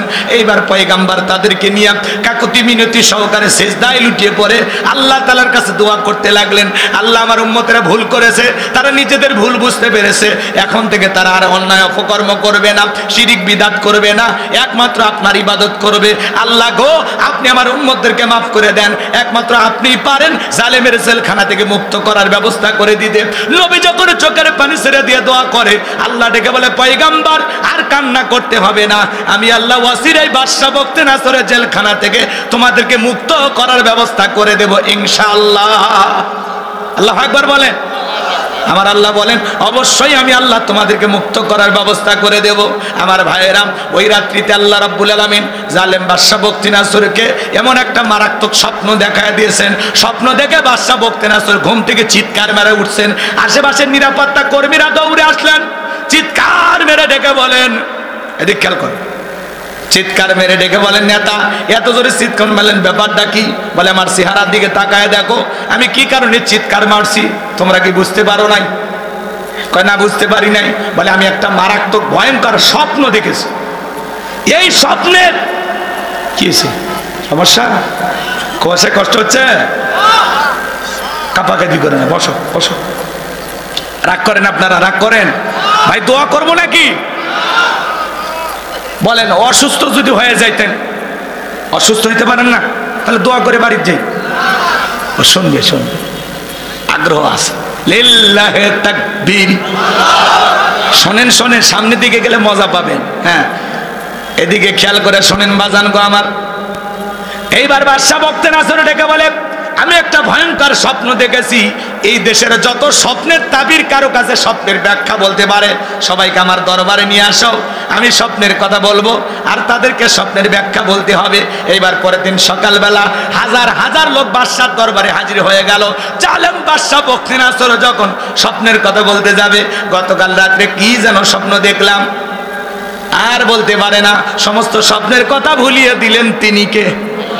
বাদশার মাতার মেমোরিতে থাকা সমস্ত স্বপ্নের কথা নিয়ে যায় আল্লাহ তাআলা নবী দানিয়েল আলাইহিস সালামের মাতার মেমোরিতে সেভ করে দিলেন। বলুন সুবহানাল্লাহ। এ যুবক, একটা যুবক শোনো, তোমাদের মোবাইল আছে, একটা মোবাইলে যা আছে তোমার বন্ধুর মোবাইলে সেটা পার করা যাবে কিনা শেয়ারের মাধ্যমে? মানুষের মাথায় যদি এই বুদ্ধি থাকে, আমার আল্লাহর জ্ঞান আছে না নাই? আছে না? হ্যাঁ, বাদশার মাথার মেমোরিতে থাকা সমস্ত স্বপ্নের কথা আল্লাহ তাআলা তার পয়গাম্বরের মাথার মধ্যে ঢুকিয়ে দিলেন। বলুন সুবহানাল্লাহ। এইবার বাদশা যখন স্বপ্নের কথা বলতে যায়, গতকাল রাত্রে কি যেন দেখলাম আর বলতে পারে? তাহলে স্বপ্নের কথা ভুলিয়ে দিলেন, এই ক্ষমতা কার? জোরে বলেন। এইবার বাদশা মুহূর্তের মধ্যে ডায়লগ পরিবর্তন করলেন, ডেকে বলে, শোনো, গতকাল রাত্রে স্বপ্নে কি দেখেছি, স্বপ্নের কথাও বলতে হবে, স্বপ্নের ব্যাখ্যা দুইটাই তোমাদেরকে বলতে হবে। জনগণ ডেকে বলে, বাদশা এ তো পাগলামি কথা, স্বপ্ন দেখেছেন আপনি, আমরা কিভাবে বলবো? বাদশা কি স্বপ্ন দেখেছে ওই দেশের জনগণ কি জানে? কথা বলেন। আপনারা স্বামী স্ত্রী এক খাটে ঘুমান না আলাদা? বলেন হুজুর গরিব হতে পারি কিন্তু বউ কলত নিয়ে ঘুমায়। ধনী যারা, টাকাওয়ালা যারা, এদের স্বামী স্ত্রীর সম্পর্ক ভালো না। বেশি টাকার অহংকারে স্বামী স্ত্রীর সম্পর্ক দাও কুড়েলের মতো। এ কথা কর নাকি আপনারা? স্বামী এক রুমে ঘুমায়, বউ আলাদা রুমে ঘুমায়। আর গরিব আলু ভর্তা দিয়ে ভাত খায়, রিক্সা চালায়, ভ্যান চালায়, মাঠে কাজ করে, ঘুমানোর আগে বউ কলত নিয়ে ঘুমায়। হাসির কিছু না। বলে হুজুর গরিব হতে পারি কিন্তু ভালোবাসার অভাব নাই। বিশ্বনবীর ঘরের ভিতরে দামি আসবাবপত্র ছিল না, কিন্তু আম্মাজান আয়েশা বলেন, রাসূল আমাদেরকে এত ভালোবাসতেন, আমরা সব কিছু ভুলে যাইতাম। বলেন সুবহানাল্লাহ। ঘরটা যেন শান্তির বাগান ছিল। সুবহানাল্লাহ বলবেন না? রাসূলের ঘরে কেমন শান্তি ছিল আমি বলবো? একটু অপেক্ষা করেন, মহিলাদের ওয়াজ যদি পারি, সুযোগ পাই, সেদিকে যা বলে দেবো। এদিকে খেয়াল করেন, খেয়াল করেন। আপনার বউ আপনাকে বাদ দেওয়া স্বপ্নে যদি আর একটা ছেলের হাত ধরে সাতক্ষীরা শহরে ঘরে, আপনারা কি করবেন? মারবেন। একজন কয় সেই পিটাবো, মানে আপনি মানে বউ পিটান মাঝে মাঝে নাকি? বউ পিটানো যাবে না, বউ ভালোবাসার জিনিস। আর যে শীত পড়ছে, আমি আপনাদেরকে অনুরোধ করে বলে যাই, শোনেন, দুইটা মাসে বইয়ের সাথে ঝগড়া করবেন, একটা পৌষ মাস আর একটা মাঘ মাস। এই 2 মাসে যদি বইয়ের সাথে ঝগড়া করেন, আর যে শীত পড়ছে, রাতের বেলা যদি কম্বলের ভিতর ল্যাপের ভিতরে না নেয়, তো অবস্থা খুবই খারাপ। কথা কয় না? এজন্য সাবধান, এই 2 মাস বইয়ের সাথে ঝগড়া করা যাবে না। শোনেন শোনেন, আপনার বউ স্বপ্নে কি দেখে আপনি জানেন না, আবার আপনি আপনার বউকে বাদ দিয়ে আর একটা মেয়ের হাত ধরিয়া, ওই যে কি পুকুর আছে আপনাদের, এটা কার যেন বাগান আছে, মিন্টুর বাগান নাকি, মন্টু মিয়ার বাগান, ওই বাগানে বসে ওই মেয়েটার সাথে গল্প করতেছেন। আপনার বউ যদি টের পাইতো কি করতো? ঝাঁটা দিয়ে পিটায় খাট থেকে নামাই দিত। কিন্তু স্বামী কি স্বপ্নে দেখে বউ জানে না, বউ কি স্বপ্নে দেখে স্বামী জানে না। স্বপ্ন যার, চিন্তা ভাবনাও থাকে তার। শোনেন শোনেন, মাঝে মাঝে স্বপ্নে দেখি সাপ তাড়া করছে, ঘুমোর থেকে উঠে দেখি সাপ নাই, ঠিক না ভাই? মাঝে মাঝে স্বপ্নে দেখি ঘর বাড়ি আগুন লেগে পুড়ে গেছে, ঘুমোর থেকে উঠে দেখি না সব ঠিকই আছে। মাঝে মাঝে স্বপ্নে দেখি আমি নিজেই মারা গেছি, বউ বাচ্চা কান্নাকাটি শুরু করছে, ঘুমোর থেকে উঠে দেখি না বাঁচে আছে। কি ভাই মাঝে মাঝে স্বপ্নে মারা যাননি 2-1 বার? কথা কয় না, কথা কয় না। স্বপ্ন তো স্বপ্নই। যুবকেরাও কিন্তু স্বপ্ন দেখে, দেখে না? যে যুবকেরা বিয়ে করেনি, নায়িকাদের ছবি দিয়ে পুরো ঘর সাজানো, বলিউড, হলিউড, টালিউড, ঢালিউড যা আছে সব নায়িকাদের ছবি। কথা কয় না? প্রত্যেকটা রুমে রুমে নায়িকাদের ছবি। ঘুমানোর আগে একবার ছবি দেখা নফল মনে করে। নায়িকাদের চেহারার দিকে তাকানো কি মনে করে? নফল, এটা মনে করে। তাকায় থাকে আর বলে, আহারে এরকম বউ যদি ভাইতাম জীবনটা ধন্য হয়ে যাইত। কথা কয় না? এক যুবক দেখলেন না, রাস্তার মধ্যে সিনেমার পোস্টার, নায়িকের ছবি আছে, এদিক ওদিক তাকায়ও নায়িকের ছবি চুমা খাচ্ছে। কি পোলা মানে এখন ভাই বের হয়েছে। আচ্ছা, এই পাগলদেরকে বুঝাবেন কি দিয়া? এদিক খেয়াল করেন, যুবক এইবার নায়িকার ছবি দেখে ঘুমাইছে, ঘুমের ঘরে দেখবে নায়িকা বুকের উপর। এই যে স্বপ্ন তো স্বপ্নই, কথা বলে ঠিক কি না? এখনকার যুবকের আপডেট হয়ে গেছে ভাই। সেদিন এক যুবক বান্ধবীর কাছে ডাব নিয়ে যা বলতেছে, সোনা চেহারা খারাপ হয়ে গেছে, ডাবটা খাও তো, তোমার চেহারা দেখে আমার ভাল লাগে না, তুমি খাও। মেয়েটা এবার ডাবের ভিতরে পাইপ লাগায় খাইতেছে, ছেলে কিছুক্ষণ পরে এতিমের মতো তাকায় আছে। মেয়ে বলো কি কিছু বলবা? কই একটা আপত্তি ছিল। কি আপত্তি? বলে তুমি যদি অনুমতি দাও আমি ডাবে না তোমার মুখে পাইপ লাগায় খাবো। মেয়ে বলে তোমার জন্য এটুকু তো করতেই পারি। কথা কয় না? মেয়ে খায় ডাবে পাইপ লাগায়, আর ছেলে খায় মেয়ের মুখে পাইপ লাগায়। কি জামানা, কোথাকার পানি কোথা থেকে কি হয়। এ কথা কয় না কে? কি আছে তো করুক, বাচ্চা হারিয়ে গেছে, এলে আমি পড়ে থাকলে হবে, ওয়াজ কখন করব? হারিয়ে গেছে, নাম মেরাজ, পিতা তৌহিদ, গ্রাম হলো ইসলাম কাটি। ছেলেটি স্টেজের পাশেই আছে। কই বাবা, তুমি কই? তোমার যদি বাপ মাও কেউ না পাওয়া যায়, ছেলে বাচ্চা না, আমি নিয়ে যাবো। কান্না করে না, শোনা আছে। যার বাচ্চা হারিয়ে গেছে মঞ্চে চলে আসেন। মেরাজ নামের একটা বাচ্চা পাওয়া গেছে, ইসলাম কাটি বাড়ি, চলে আসেন। বাচ্চাটাকে কই থাকে? এর মা না বাবা কে হারাইছে, ওরে নিয়ে আসবেন আমার কাছে। বেহুশে মা বাবা বাচ্চা জন্ম দিয়ে ছাড়িয়ে দেখছে, কই গেল খবর রাখে না।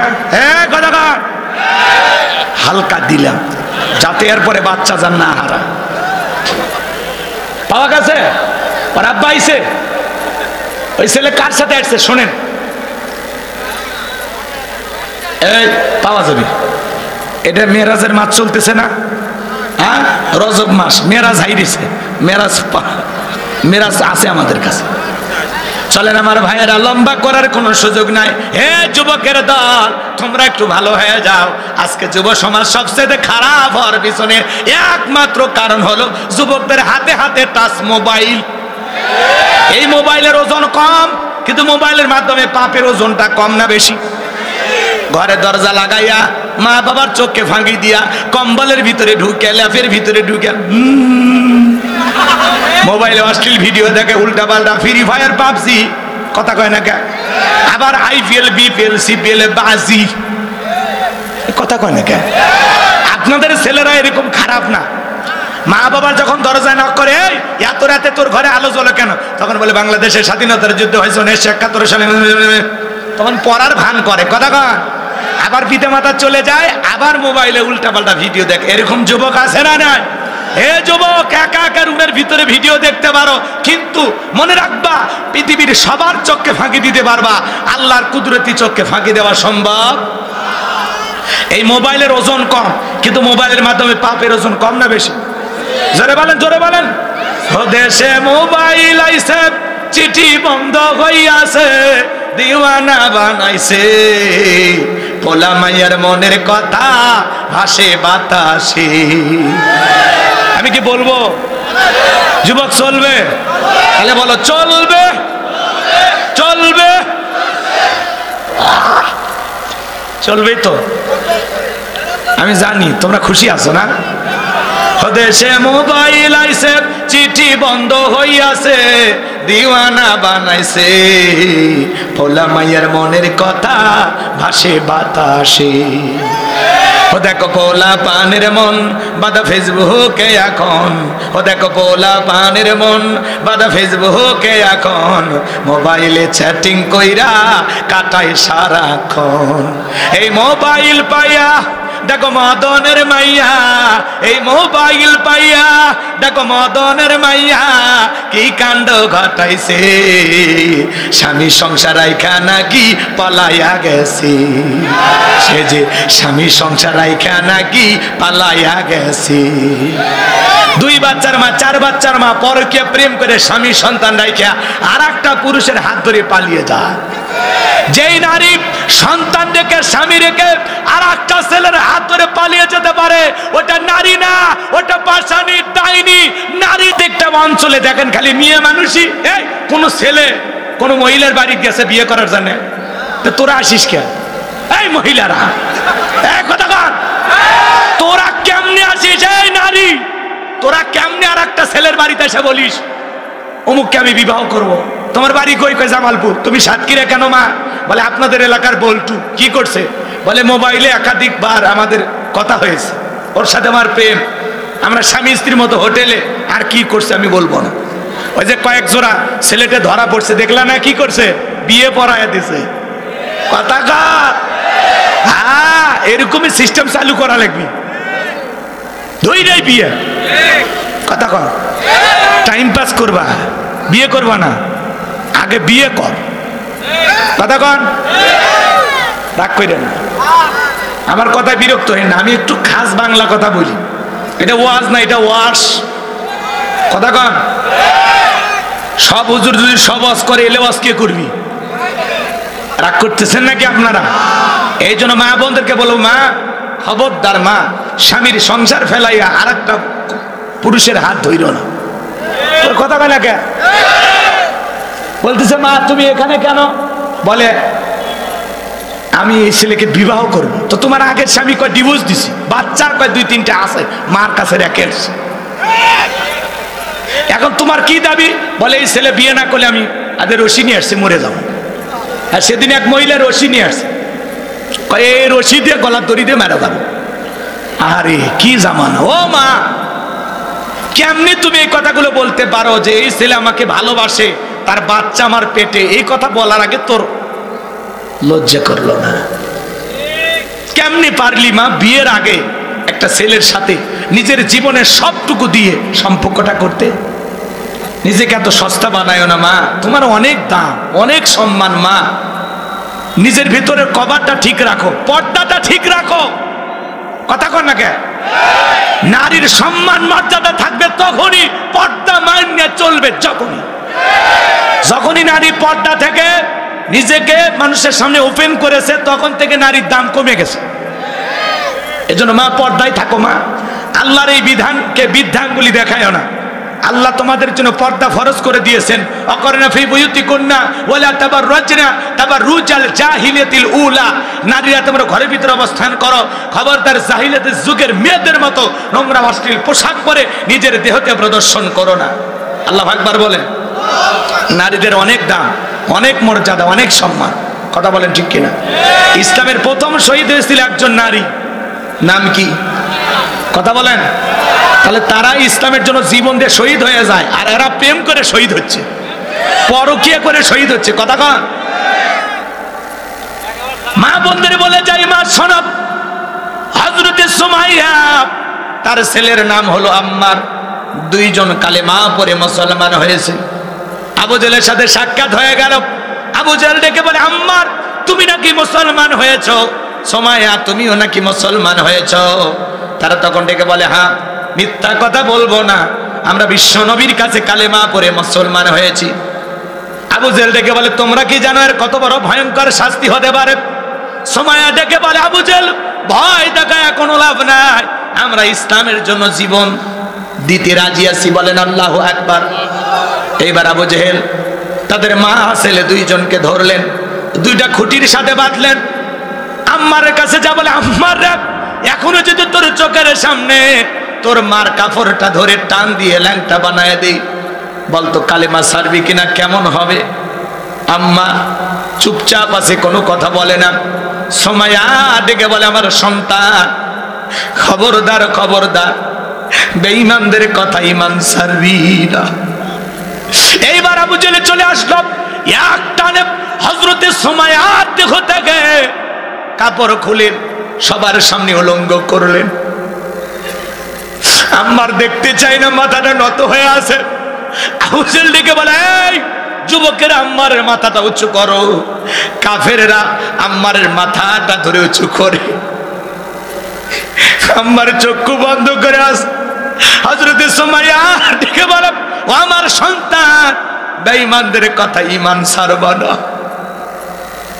এইবার আবু জেহেল বর্ষা দিয়া সুমাইয়ার লজ্জাস্থানে আঘাত করেছে, রক্ত দিয়ে রাজপথ মেখে গেল। আমার ভাইয়েরা, হযরতে সুমাইয়া শাহাদাত বরণ করবেন। ছেলেকে ডেকে বলে, আম্মা আমি কিছুক্ষণ পরে শাহাদাতের পেয়ালা পান করব। আমি আমার নাকে জান্নাতের গন্ধ পাইতেছি। হে আমার ছেলে, আমি চলে যাচ্ছি, কিন্তু খবরদার বেঈমানদের কথায় কখনো ঈমান ছাড়বা না। হযরতে সুমাইয়া শাহাদাত বরণ করলেন, তবুও আবু জেহেলের কাছে মাথা নত করলো না, ইসলাম ত্যাগ করলো না। ও মা, ইসলামের প্রথম শহীদ নারী হলো সুমাইয়া। কালেমা পড়ার কারণে, ইসলাম মানার কারণে আবু জেহেল তাকে বর্ষা দিয়ে আঘাত করে দুনিয়ার জমিন থেকে বিদায় করে দিয়েছেন। মা, সেই ঐতিহ্য ইতিহাস তোমরা কেমনে ভুলে গেলা মা? তারা কালেমার কারণে জীবন দিয়েছিল, আজকে তোমরা নষ্ট প্রেম ভালোবাসা পরকীয়ার কারণে জীবনটা দিচ্ছ। মা, তোমাদের সম্মান তো এত নিচুতে না, তোমাদের সম্মান হলো পুরুষের চাইতে উঁচুতে। ইসলাম তোমার মর্যাদা দিয়েছে মা। বিশ্বনবী যে আইয়ামে জাহিলিয়াতের যুগে আগমন করেছিলেন, যেই যুগে আপন পিতা তার মেয়েকে গর্ত করে পুঁতে রাখতো মা, সেখান থেকে আল্লাহ রসুল নারীদেরকে গর্ত থেকে তুলে মেয়ের মর্যাদা দিলেন, স্ত্রীর মর্যাদা দিলেন, মায়ের মর্যাদা দিলেন। আল্লাহ তাআলা নারীদের নামে একটি সূরা নাজিল করেছেন, বলুন আল্লাহু আকবার। এই জন্য মা নিজেকে সস্তা বানায় না মা, এখনো সময় আছে মা, পর্দায় থাকো, অবৈধ প্রেম ভালোবাসায় জড়ানো যাবে না। যুবক যারা আছো তোমরাও পরিবর্তন হয়ে যাও, এক হাতে তালি বাজে না, দোষ কিন্তু তোমাদেরও আছে। কেমনে পারো, একটা নারীর স্বামী আছে, সন্তান আছে, সেই নারীর দিকে নজর দিতে তুমি কেমনে পারো রে যুবক? তোমার বোনের সাথে যদি এমনটা কেউ করে মাইনে নেবা, তোমার মায়ের সাথে যদি কেউ পরকিয়া করে, তোমার খালা ফুপুর সাথে যদি কেউ করে, অবশ্যই তুমি মানতে পারবা না। ওই নারীও কারো না কারো মা, কারো না কারো মেয়ে, কারো না কারো স্ত্রী, কারো না কারো খালা ফুফু। বিদায় পায়ে হাত দিয়ে অনুরোধ করি যুবক, বিয়ের আগে কোনো অবৈধ প্রেম ভালোবাসা করা যাবে না, কোনো বিবাহিত নারীর সাথে পরকীয়ার মতো জঘন্য সম্পর্কে জড়ানো যাবে না। আল্লাহ যেন যুব সমাজকে হেদায়েত দান করে। এটা শুনলে বলেন আমিন। রাগ করেন মনে হয়? বাজান গো আমার, চলেন, আমি সামনের দিকে যাচ্ছিলাম, কি কথা বলছিলাম ভুলে গেছেন। বাদশা ডেকে বলে, স্বপ্নে আমি কি দেখেছি, স্বপ্নের কথাও তোমাদেরকে বলতে হবে, স্বপ্নের ব্যাখ্যাও তোমাদেরকে বলতে হবে। জনগণ ডেকে বলে, বাদশা এটা আমাদের পক্ষে বলা সম্ভব নয়। বাদশা ডেকে বলে, কেন, তোমরা নাকি গায়েব জানো? বলেন তো বাজান, দুনিয়ার মানুষ কি কোনো গায়েব জানে? গায়েবের এলেম একমাত্র কার কাছে? আর একটু জোরে বলেন, কার কাছে? আল্লাহ সারা পৃথিবীর কেউ জানে গায়েব জানে না। নবী রাসূলেরা জানতেন ততটুকু, আল্লাহ জানায়া দিতেন যতটুকু। কথা কি বোঝেন নাই? পৃথিবীর নবী রাসূলেরা গায়েব জানতেন ততটুকু, আল্লাহ যতটুকু জানার অধিকার তাদেরকে দিয়েছিলেন। রাগ করেন নাকি আমার ভাইয়েরা? এজন্য পৃথিবীর কোনো মানুষ গায়েব জানে? কিছু কিছু ভণ্ড পীরের আবির্ভাব ঘটে, ওরা বলে আমরা গায়েব জানি। যে বলবে গায়েব জানি, ওরে অন্ধকার রুমে নিয়ে যা সাদারে পিটাবেন, পিটাবেন আর বলবেন গায়েবই মার দিলাম, কারো কাছে বলবি না, বললে ধ্বংস হয়ে যাবি। কথা কর নাকি আপনারা? ভণ্ড পীর দেখেন না, তালা বাবা, সালা বাবা, গানসা বাবা, লাউ বাবা, কদু বাবা, এদের কাছে যাওয়া যাবে না। যারা ডুগি তবলা বাজায় আর বলে পানির ভিতর জ্বললে বাতি ঝড় বাতাসেও নেবে না, লেকটা বাবার মুরিদ হইলে নামাজ রোজা লাগে না। যে পীর সাহেব বলবে নামাজ রোজা লাগে না, ওইটা পীর না, টাটকা শয়তান। পীর ছিল শাহজালাল খানকায় পিরাজপদে বীর, নারাই তাকবীর হুঙ্কার দিয়েছে, গৌর গোবিন্দ পালাইতে বাধ্য হয়েছে। তারাও ছিল পীর। আর এখন পীর হয়েছে বাপ রে বাপ, গরু ছাগল নেওয়ার জন্য। আর আপনারা তো কম খারাপ না, মাইক টাইক নিয়ে ট্রাক ভাড়া করিয়া গান গায় আর যায়, কই আমি ডুব দিয়াছি প্রেম দহরিয়া বাবার সন্ধানে। আল্লাহরও নাম নাই, নবীরও নাম নাই, কোথাকুতি জিকির আছে না নাই? ভণ্ডামি ভণ্ডামি, সব ভণ্ডামি। ভালো হয়ে যায়। শাহজালালের নামে গান শুনলে মাথা গরম হয়। গান ছিল না, ছুটে আয় শাহজালালের নিরিবিক সৈনিকেরা, খতম কর গোবিন্দেরই সেলা চামুন্ডা গোলা। ছুটে আয় শাহজালালের নিরিবিক সৈনিকেরা, খতম কর গোবিন্দেরই সেলা চামুন্ডা গোলা। ওলিদের পাকভূমিতে, ওলিদের পাকভূমিতে বিপ্লবেরই মশাল জ্বালা। ছুটে আয় শাহজালালের নিরিবিক সৈনিকেরা, খতম কর গোবিন্দেরই সেলা চামুন্ডা গোলা।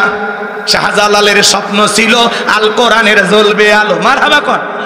শাহজালালের স্বপ্ন ছিল আল কোরআনের জ্বলবে আলো, সেই আলো জ্বালিয়ে দিতে, সেই আলো ছড়িয়ে দিতে বিপ্লবেরই মশালা জ্বালা।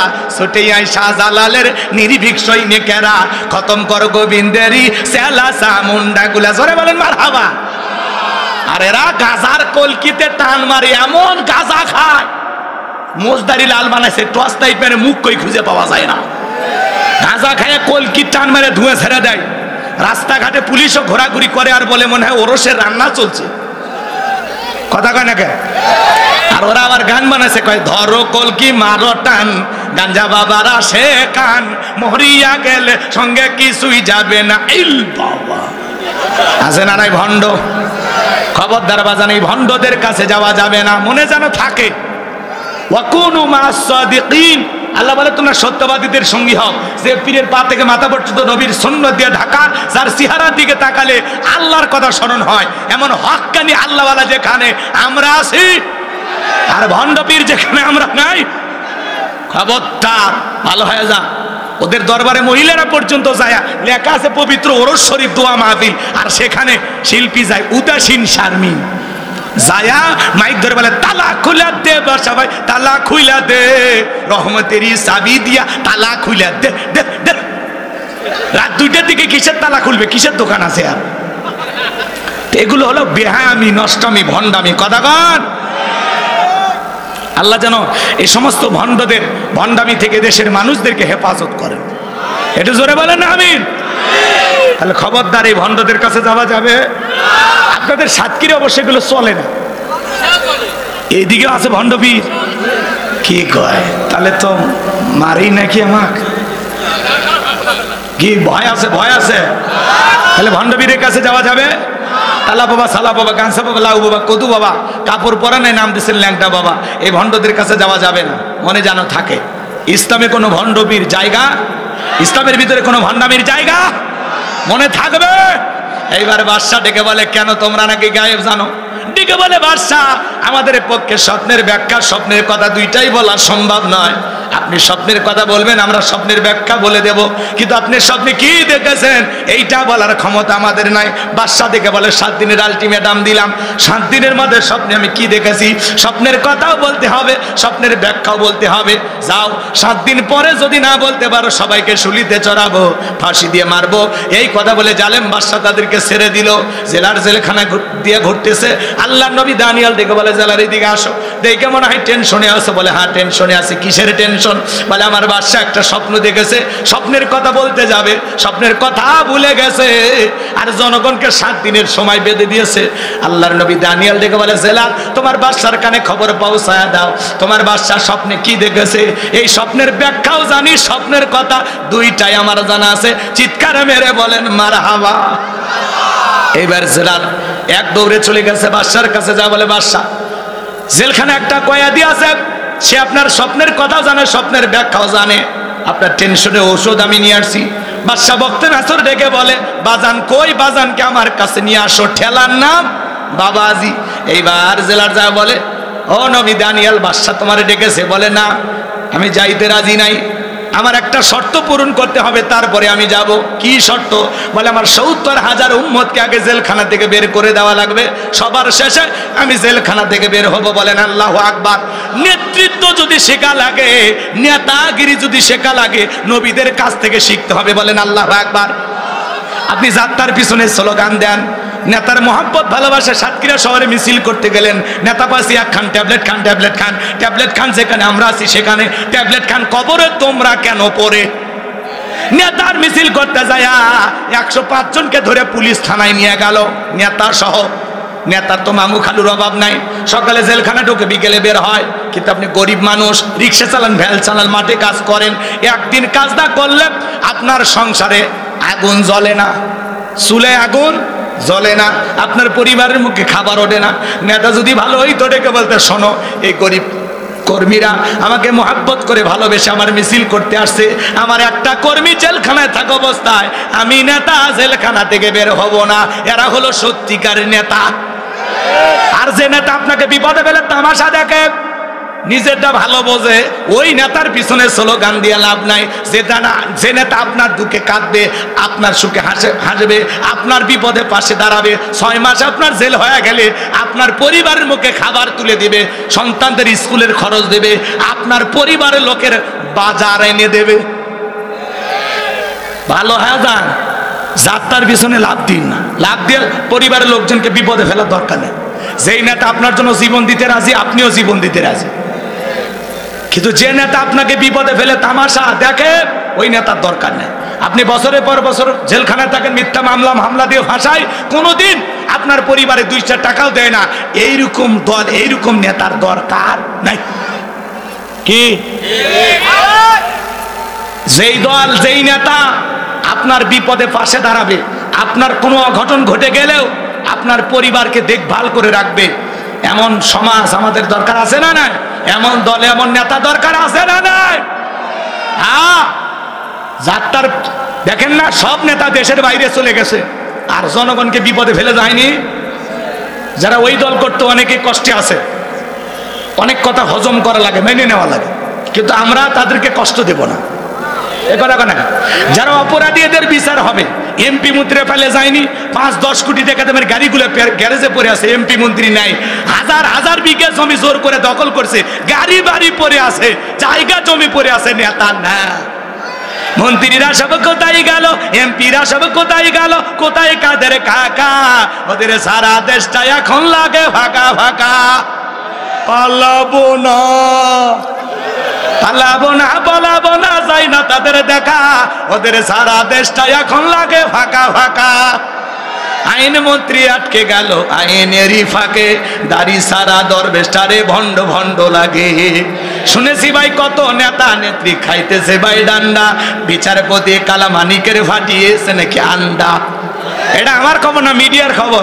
এই বিচারপতি শামসুদ্দিন মানিক আল্লামা সাইদি হুজুরকে মৃত্যুদণ্ডের রায় দিয়েছিল। আমরা বলতে চাই, এই বিচারক নামের কুখ্যাত কালামানিককে ওই ট্রাইব্যুনালে মৃত্যুদণ্ডের রায় দিতে হবে। এই বিচারপতি মানিক টকশোতে আমার বোনকে অপমান করে রাজাকারের বাচ্চা বলেছিল, ছাত্র আন্দোলনের সমস্ত ছাত্র নেতাদেরকে রাজাকারের বাচ্চা বলে গালি দিয়েছিল। এ কথা বলেন নাকি আপনারা? 116 জন আলেমের তালিকা করে দুদকের কাছে জমা দিয়েছিল, আমার রোল নাম্বার ছিল 23, সিরিয়াল আমার নাম্বার কত? যারা আলেমদের তালিকা করেছিল বিনা তালিকায় কলার পাতা শুয়ে আসে। পুলিশ যায় বলতেছে, ভাই ছাগল কলার পাতা খায় নাকি অন্য কিছু খায়, বাঁচতে চাইলে জেলখানায় চলে। কথা কয় না, কথা কয় না? ফলকেরও ঝলক গেল, ফলকেরও ঝলক গেল, থামিয়ে নেটের চাকা, ওদের সারা দেশটা এখন লাগে ফাঁকা ফাঁকা। কোথায় গেল সংসদেতে মমতাজের গান, কোথায় গেল হযরত বলা স্বামী ওসমান? 70 রাকাত তাহাজ্জুদ পড়তো, বিরাট বড় আল্লাহর ওলি দাবি করতো, 41 সাল পর্যন্ত টিকে থাকার স্বপ্ন দেখেছিল, কিন্তু 24 সালের 5 আগস্টে ভাগ্যে কি আছে আল্লাহর ওলিরা জানতো না। মাইক পেলে বলতে খেলা হবে, খেলা হবে। আজকে পুরো বাংলাদেশের মাঠ পড়ে আছে, কিন্তু ওই খেলোয়াড়ের নাই। এরা তো খেলোয়াড় ছিল না, ছিল পাক্কা দুর্নীতিবাজ। এরা আমেরিকা, কানাডা, লন্ডনে বাড়ি করেছে, সুইস ব্যাংকের অ্যাকাউন্টে টাকা জমাইছে। কথা কর না কে? দেশটাকে লুটে পুটে খায়া শেষ করছে ভাই। এ দেশে কিচ্ছু না, খালি মাটি ধুয়ে গেছে। কি কথা কর না কে? 93 বিলিয়ন ডলার ঋণের বোঝা এখন বাংলাদেশের মানুষের ঘাড়ের উপর। 48 বিলিয়ন ডলার ছিল বাংলাদেশের রিজার্ভে, সব খাসে, সব কিচ্ছু তৈরি। যেই পরিমাণে দুর্নীতি হয়েছে, 1000 পদ্মা সেতু বানালেও টাকা শেষ হবে না, এত দুর্নীতি হয়েছে এই দেশে। আপনি কি মনে করেন তাহাজ্জুদ পড়ে? ওরা তাহাজ্জুদ পড়ে মিথ্যা কথা বলে। একজন উপদেষ্টা সত্য কথা বলছে, ওনাকে আমি ধন্যবাদ দেই। উনি বলেন ওনারা তাহাজ্জুদ পড়ে সকালবেলা কোরআন পড়ে মিথ্যা কথা বলতো।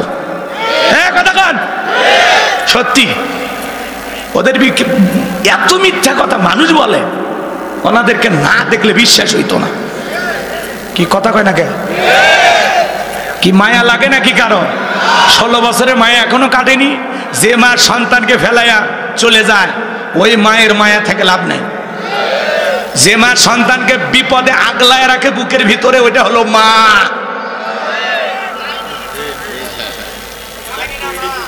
আমার ভাইয়েরা মন খারাপ করবেন না, বাজার লম্বা করার কোনো সুযোগ নাই, সামনের দিকে আমি যাব। আমার ভাইয়েরা, এইবার জেলার যা বলে বাদশাহ যে আপনার স্বপ্নের ব্যাখ্যা জানে, স্বপ্নের কথা বলতে জানে, তার একটা শর্ত আছে, তার 70,000 লোককে গ্রেফতার করা হয়েছে, তাদেরকে ছেড়ে না দিলে সে আপনার সামনে আসবে না। বাদশাহ ডেকে বলে, ওই বাজান যদি বলে এই দেশের আসামি কেন, পুরো পৃথিবীর সমস্ত আসামি ছেড়ে দিতে রাজি, বাজান যা বলে তুমি তাই করো। এইবার সমস্ত উম্মতদেরকে ছেড়ে দেওয়া হলো। সবার শেষে আল্লাহর নবী দানিয়েল জেলখানা থেকে বের হয়ে আসলেন। বাদশার দরবারে প্রবেশের নিয়ম হলো, যত মানুষ প্রবেশ করে মাথাটা নত করতে হয়। আল্লাহর নবী কি কোনো জালেমের কাছে মাথা নত করতে পারে? ইয়াকা নাবুদু ওয়া ইয়াকা নাস্তাইন, আমরা তোমার ইবাদত করি, তোমার গোলামি করি, সাহায্য তোমার কাছে চাই। আল্লাহ ছাড়া এই মাথা কোনো পীরের কাছে নত করা যাবে না, নেতার কাছে নত করা যাবে না, কোনো জালেমের কাছে মাথা নত করা যাবে। আল্লাহ নবী তখন দেহটাকে আঁটোসাঁটো করে মাথাটাকে উঁচু করে কৌশল করে দরবারে প্রবেশ করলেন। এই দৃশ্য দেখার পরে বাদশাহ বখতিয়ার ডেকে বলে, বাজান, যত মানুষ দরবারে প্রবেশ করে মাথা নত করে, তুমি কেন মাথা নত করলা না? আল্লাহ নবী দানিয়েল কৌশলে উত্তর দিয়ে বলে, শোনেন, যে আপনার স্বপ্নের কথা আমার মাথার মেমোরিতে সেভ করে দিয়েছি। তার কথা হলো, তাকে ছাড়া দুনিয়ার কারো কাছে এই মাথা নত করা যাবে না। আমি যদি মাথা নত করতাম, আপনার মতো স্বপ্নের কথা ভুলিয়ে দিত, তাহলে আমিও টেনশন, আপনিও টেনশনে মারা যেতেন, আমাকেও মেরে ফেলতেন। তখন ডেকে বলে, বাজান, যা করেছে ঠিক করেছে, আসলে তোমার মাথায় বুদ্ধি আছে। এই কথা বলে নিজের চেয়ার থেকে উঠে আল্লাহ নবী দানিয়েল সালামকে বাদশাহীর চেয়ারে বসায়া দিলেন। চিৎকার মেরে বলুন সুবহানাল্লাহ। যে আল্লাহ জেলখানা থেকে চেয়ারে বসায়, সে আল্লাহ আজও আছে না নাই? জোরে বলেন, আছে না নাই? এইবার বাদশাহ বখতিয়ার ডেকে বলে, বাজান, তাড়াতাড়ি করে বলো আমি স্বপ্নে কি দেখেছিলাম আর স্বপ্নের ব্যাখ্যা কি হবে। আল্লাহ নবী দানিয়েল বলতে চায়, আপনারা কি শুনবেন? আগ্রহ আছে? কারা কারা শুনতে চান দুই হাত তুলে দেখান। লিল্লাহি তাকবীর। আরেকটু জোরে লিল্লাহি তাকবীর। হাত নামান। অনেকে ওঠা বসা করতেছেন, কি খুব বেশি কষ্ট হয়? আল্লাহ বলেন, তাবারাকাল্লাযী বিয়াদিহিল মুলকু ওয়া হুয়া আলা কুল্লি শাইইন কাদির। মহামান্বিত সেই সত্তা যার হাতে সর্বময় কর্তৃত্ব, রাজত্ব পাওয়ার ক্ষমতা। তিনি হলেন সব বিষয়ের উপরে ক্ষমতাবান, তিনি হলেন সব বিষয়ের উপরে শক্তিবান। আল্লাহু আকবার বলেন। তাহলে সকল ক্ষমতার একমাত্র মালিককে। আর একটা আয়াত তিলাওয়াত করেছি, 10টা মিনিট আয়াতের জন্য দেওয়া যাবে। 2 নাম্বার আয়াত শুরু হয়ে গেল। আল্লাহ তাআলা বলেন, আল্লাযী খলাকাল মাউতা ওয়াল হায়াতা লিয়াবলুয়াকুম আইয়ুকুম আহসানু আমালা ওয়া হুয়াল আজিজুল গফুর। আল্লাহ রাব্বুল আলামিন বলেন, আল্লাযী খলাকাল মাউতা ওয়াল হায়াতা, যিনি সৃষ্টি করেছেন মৃত্যু আর জীবন, লিয়াবলুয়াকুম আইয়ুকুম আহসানু আমালা। আমার আল্লাহ ডেকে বলেন, আমি পরীক্ষা করে দেখবো আমলের দিক দিয়ে কার আমল কত বেশি উত্তম, কার আমল কত বেশি সুন্দর। যার আমল ভালো তার আখিরাত ভালো, যার আমল খারাপ তার আখিরাত হয়ে যাবে বরবাদ। শোনেন শোনেন, আল্লাহ পরীক্ষা করে দেখবেন আমলের দিক দিয়ে কার আমল কত বেশি উত্তম, কে কত সুন্দর আমল করেছে। সুবহানাল্লাহ বলবেন না? শোনেন, আয়াতের শুরুতে আল্লাহ কি বলেন? আল্লাযী খলাকাল মাউতা ওয়াল হায়াতা, যিনি সৃষ্টি করেছেন মৃত্যু আর জীবন। ভালো করে বোঝেন, এই পৃথিবীতে ওরা যত বড় ক্ষমতাধর হোক, কোন মৃত ব্যক্তিকে জীবিত করার ক্ষমতা ওদের আছে। তামাম পৃথিবীর সমস্ত জালেমেরা ঐক্যবদ্ধ হয়ে আকাশের দিকে সমস্ত অস্ত্র তাক করে যদি গুলি বর্ষণ করে, আসমান থেকে এক ফোঁটা বৃষ্টি আনতে পারবে? সমস্ত অস্ত্র দিয়া জমিনের ভিতরে যদি গুলি বর্ষণ করে, গুলি নিক্ষেপ করে, বলেন তো বাজান, এই জমিন থেকে একটা আলু বের করার ক্ষমতা ওদের আছে? যারা পাখির মতো গুলি করে মানুষ হত্যা করেছিল, একটা শহীদ আবু সাইদকে ফেরত দেওয়ার ক্ষমতা ওদের আছে? একটা মুগ্ধকে ফেরত দেওয়ার ক্ষমতা ওদের আছে? হাজার হাজার মুসলমানকে হত্যা করবেন, শিশুদেরকে হত্যা করবেন, শিশু থেকে বৃদ্ধ পর্যন্ত কেউ আপনাদের গুলির হাত থেকে রক্ষা পায়নি। আজকে সে সমস্ত পুলিশ ভাইদের পোশাক পরিবর্তন করা হচ্ছে। আপনারা শুনেছেন শিল্পী আসিক, একটা শিল্পী আছে না গান গায়, ওনার নাম কি?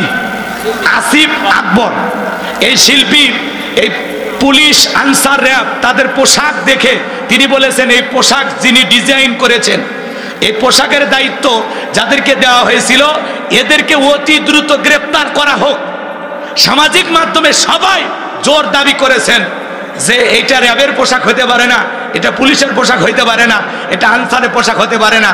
পোশাকের যে ডিজাইন করা হয়েছে, পোশাকগুলো যে কালারের বানানো হয়েছে, পোশাকগুলো যে ক্যাটাগরিতে তৈরি করা হয়েছে, আসলে প্রশাসনের এই 3 বাহিনীর সাথে এই পোশাকগুলো মানায় না, যায় না, দেখতে বিশ্রী লাগতেছে, অসুন্দর লাগতেছে, খারাপ লাগতেছে, কথা কয় না কেন? এই জন্য সামাজিক মাধ্যমে সবাই এই পোশাকগুলোর বিরোধিতা করে বলতেছেন যারা এই পোশাকের ডিজাইন করছে এদেরকে গ্রেফতার করা হোক, কথা কয় না কেন? আসিফ আকবর লিখেছেন গ্রেফতার করা হোক। এইভাবে সোশ্যাল মিডিয়া সবাই নিউজটা প্রচার করতেছেন যে আসলে এটা পোশাক, এই পোশাক চলবে না। তা আমরা বলতেছি শুধু পোশাক পরিবর্তন করলে হবে না, ওই পোশাক যে মানুষগুলো পরিধান করবে সেই সমস্ত প্রশাসনের ভাইদের মন মানসিকতারও পরিবর্তন করতে হবে। পোশাকে যায় আসে না, পোশাক আগের গুলো চলবে, কিন্তু আমরা সোনার মানুষ চাই। আমাদের কেনা টাকায় পোশাক তৈরি হবে, আমাদের কেনার টাকায় বন্দুক পিস্তল কেনা হবে, আমাদের টাকায় বুলেট কেনা হবে। আবার আমরা যদি কোনো সঠিক দাবিতে প্রতিবাদ করি ওই বুলেট দিয়ে আমাদেরকে হত্যা করা হবে, এমন বাহিনী আমরা চাই না। কতক্ষণ আমরা বলতে চাই আমাদের ট্যাক্সের টাকায় আপনাদের বেতন ভাতা হয়, আমাদের ট্যাক্সের টাকায় বন্দুকের গুলি কেনা হয়, বন্দুক কেনা হয়, বিদায়। আর যেন কোন সরকার আপনাদেরকে ব্যবহার করে ওই বন্দুকের নল জনগণের বুকে আর তাক করে গুলি করা যাবে না, যাবে না, যাবে না। আমরা বলতে চাই 2024 সালের বৈষম্য বিরোধী ছাত্র আন্দোলনের মাধ্যমে যে নতুন গণবিপ্লব হয়েছে, এই গণবিপ্লবের অঙ্গীকার পুলিশ হবে জনতা, পুলিশ হবে জনগণের বন্ধু, কথা বল ঠিক কিনা?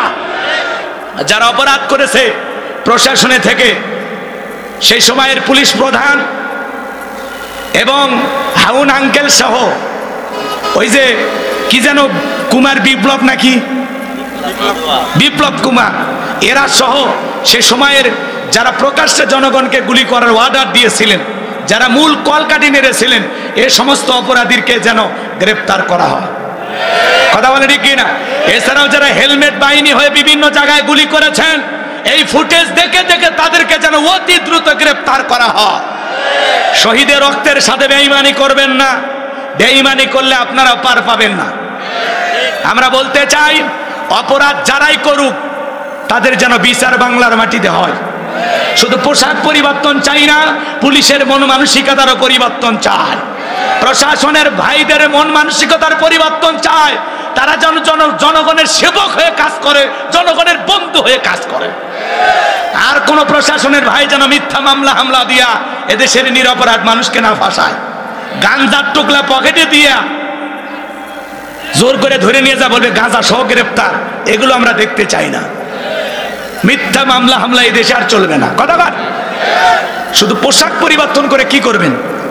আগের পোশাক ভালোই ছিল, কিন্তু ওই পোশাক এমন ভাবে ব্যবহার করা হয়েছে যে পোশাকের প্রতি মানুষের ঘৃণা এসে গেছে।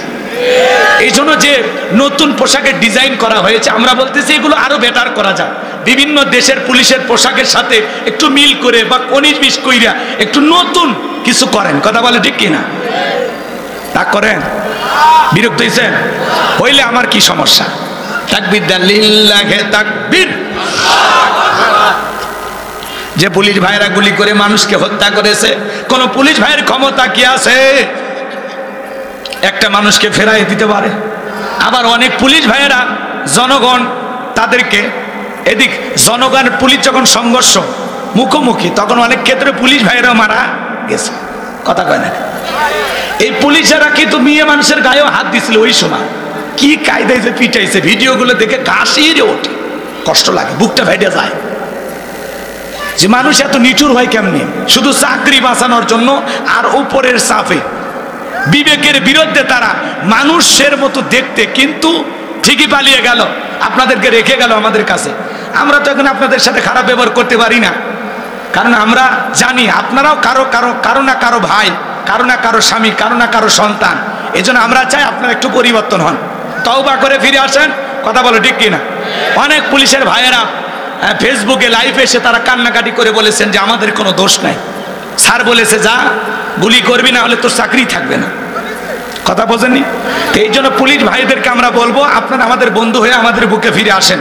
এই দেশের স্বাধীনতাকে রক্ষা করার জন্য এই দেশের সুন্দর পরিবেশ ফিরে আনার জন্য আপনাদের দরকার আছে। প্রত্যেকটা থানা চালু হয়ে গেলে সুন্দর পরিবেশ ফিরে আসবে, চুরি ডাকাতি হবে না। আমাদের ভাইয়েরা রাতের আধারে জেগে জেগে পাহারা দেয়, কথা বলে ঠিক কিনা? বিভিন্ন জায়গায় যেখানে চুরি ছিনতাই হয় সেখানে আমাদের পুলিশের ভাইয়েরা সারা রাত জায়গা বউ বাচ্চা সব রাইখে আইসা পাহারা দেয়। এই জন্য পুলিশ ভাইদেরকে ধন্যবাদ জানাই। এদেশের জন্য আপনাদের অনেক প্রয়োজন আছে। আল্লাহ এদেশের প্রশাসনের ভাইদেরকে সঠিক বুঝ দান করুন, জনগণের জন্য খেদমত করা তৌফিক দান করুন। একটু চিল্লায় বলা যাবে কি আমিন? আল্লাহ বলেন আল্লাযী খালাকাল মাউতা ওয়াল হায়াতা, যিনি সৃষ্টি করেছেন মৃত্যু আর জীবন। আল্লাহ তাআলা সর্বপ্রথম মৃত্যুর কথা কেন বললেন বাজান? মৃত্যুর কথা কেন বললেন? আল্লাহ বলেন কুল্লু নাফসিন যায়িকাতুল মাউত, প্রত্যেক প্রাণীকে মৃত্যুর স্বাদ গ্রহণ করা লাগবে। এই স্বাদ হলো দুই প্রকারের, মিষ্টি খেলে মিঠা লাগে, নিম পাতা খেলে তিতা লাগে। যারা ঈমানদার তাদের মৃত্যুটা হবে মিঠা। মায়ের কোলে দুধ পান করতে করতে শিশুটা যেমন ঘুমের মধ্যে চলে যায়, যারা ঈমানদার তারা তেমনি ভাবে বিদায় নেবে, টেরও পাবে না। বলুন সুবহানাল্লাহ। কিন্তু যারা নাফরমান বেঈমান আল্লাহর অবাধ্য গোলাম, যারা বলে খাও দাও ফুর্তি করো, দুনিয়াটা মস্ত বড়, পাপের সাগরে হাগুডুবু খায়। এ বাজানে 10টা মিনিট চাইলাম না। আচ্ছা, মৃত্যুর ওয়াজ শুনে কি ভয় লাগে? হ্যাঁ, আমি বললাম না একটু নরম আলোচনা, একটু সাতক্ষীরের মানুষ দিল কঠিন করে না, একটু নরম হওয়ার চেষ্টা করে। এ ভাই বসেন, চলেন দোয়া করি, দোয়া করিবা চলেন। আমি 10 মিনিট অনুরোধ করে বললাম, 10টা মিনিট আমাকে দেন। এ আয়াতের আলোচনা শোনেন, দিলটা এমনি নরম হবে। কিছু নিয়ে যান, দেখেন তো পরিবর্তন হওয়া যায় কিনা। কান্না করার চেষ্টা করেন, নামে চোখ বন্ধ করেন। এ বসো, আবার আসে বসো। মরবা না, মরণের ভয় নাই, তাহলে বসে। এ ভাই বসে বসে ভাই একটু বসেন না, এখনই দোয়ার দিকে যাবো। 10 মিনিট ঘড়ি ধরে 10 মিনিট 12 মিনিট হবে না, বসে আমি দোয়া করে দেব। যারা যাচ্ছেন যদি পারেন গাড়িতে বই আছে নিয়ে যাবেন ইনশাআল্লাহ। এদিকে খেয়াল করেন, তাহলে সবাইকে মৃত্যুর স্বাদ গ্রহণ করা লাগে। যারা ঈমানদার এদের মৃত্যু হবে ভয়ঙ্কর কঠিন।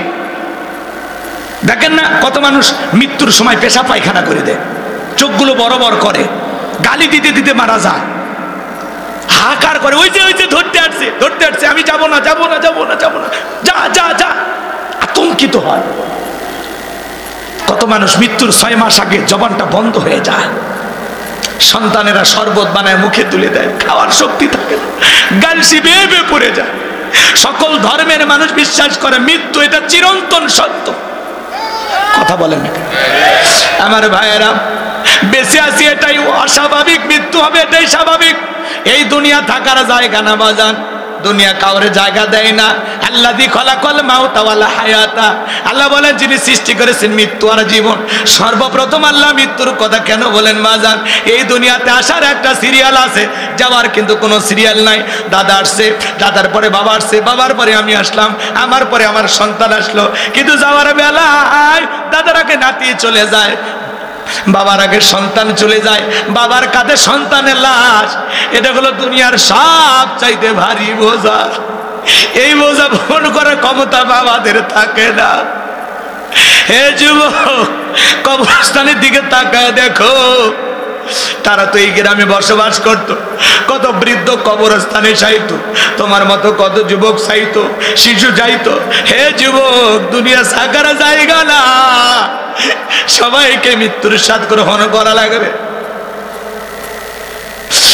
এই দুনিয়ার জমিনে একটা মানুষ আসবে, 9 মাস 10 মাস আগে খবর পাওয়া যায় একটা সন্তান জন্ম নেবে, কিন্তু একটা মানুষ মৃত্যুবরণ করবে, দুনিয়ার সফর শেষ করবে, 9 সেকেন্ড আগেও জানা যায় না কার কখনো কোথায় মৃত্যু হবে। হে যুবক, তুমি কি মনে করো মৃত্যু থেকে পালাইয়া বাঁচতে পারবা না? আল্লাহ বলেন আইনা মা তাকুনু ইদরিকুমুল মাউতু ওয়ালাউ কুনতুম ফি বুরুজিম মুশাইয়াদা। সূরা নিসার 78 নম্বর আয়াত। আল্লাহ ডেকে বলেন যেখানে থাকো, যে অবস্থায় থাকো, মৃত্যু তোমাদেরকে ধরবেই, মৃত্যু থেকে পালানোর কোনো রাস্তা খোলা নাই। আমাদের সবাইকে মৃত্যুর স্বাদ গ্রহণ করা লাগবে। হে বাজা, দুনিয়া থাকার জায়গা না, আমরা কেউ চিরকাল বেঁচে থাকবো না। মৃত্যুর যন্ত্রণা যে কত কঠিন রে যুবক। আল্লাহ নবী ইদ্রিস আলাইহিস সালামকে জিজ্ঞাসা করা হয়েছিল, ও আল্লাহ নবী ইদ্রিস, আপনার কাছে মৃত্যুর যন্ত্রণা কেমন মনে হয়েছিল?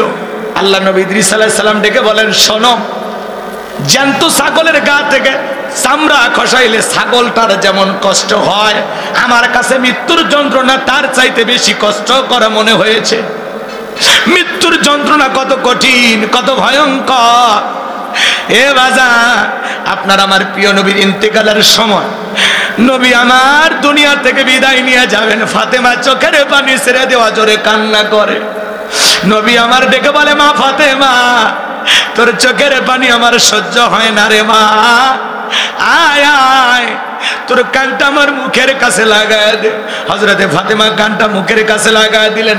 নবী কি যেন বললেন, হযরতে ফাতেমার কান্না বন্ধ হয়ে গেল। আম্মা জান আয়েশা জিজ্ঞাসা করেন, আমার মেয়ে ফাতেমা, তোমার আব্বা জান কি এমন বলেছে মা যার কারণে কান্নাটা বন্ধ হয়ে গেল? হযরতে ফাতেমা ডেকে বলে, মা, বাবা মাকে বলেছেন বাবার ইন্তিকালের পরে সর্বপ্রথম বাবার সাথে আমার সাক্ষাৎ হবে। বুঝতে পেরেছি মা, বাবার ইন্তিকালের পরে বেশি দিন দুনিয়াতে আমাকে থাকা লাগবে না। আমার ভাইয়েরা, জিবরাইল আসলেন, নবীকে সালাম দিলেন, আসসালামু আলাইকুম ইয়া রাসূলুল্লাহ, ইয়া হাবিবাল্লাহ, হুজুর। নবী গো, আল্লাহ তাআলা আপনার শরীরের অবস্থা জানতে চায়। আমার নবী বলে, আল্লাহ জানার পরেও যেহেতু জানতে চায়, জিবরাইল যাও জানায়া দাও, আমি নবী আগের চাইতে অনেকটা ভালো আছি, আলহামদুলিল্লাহ।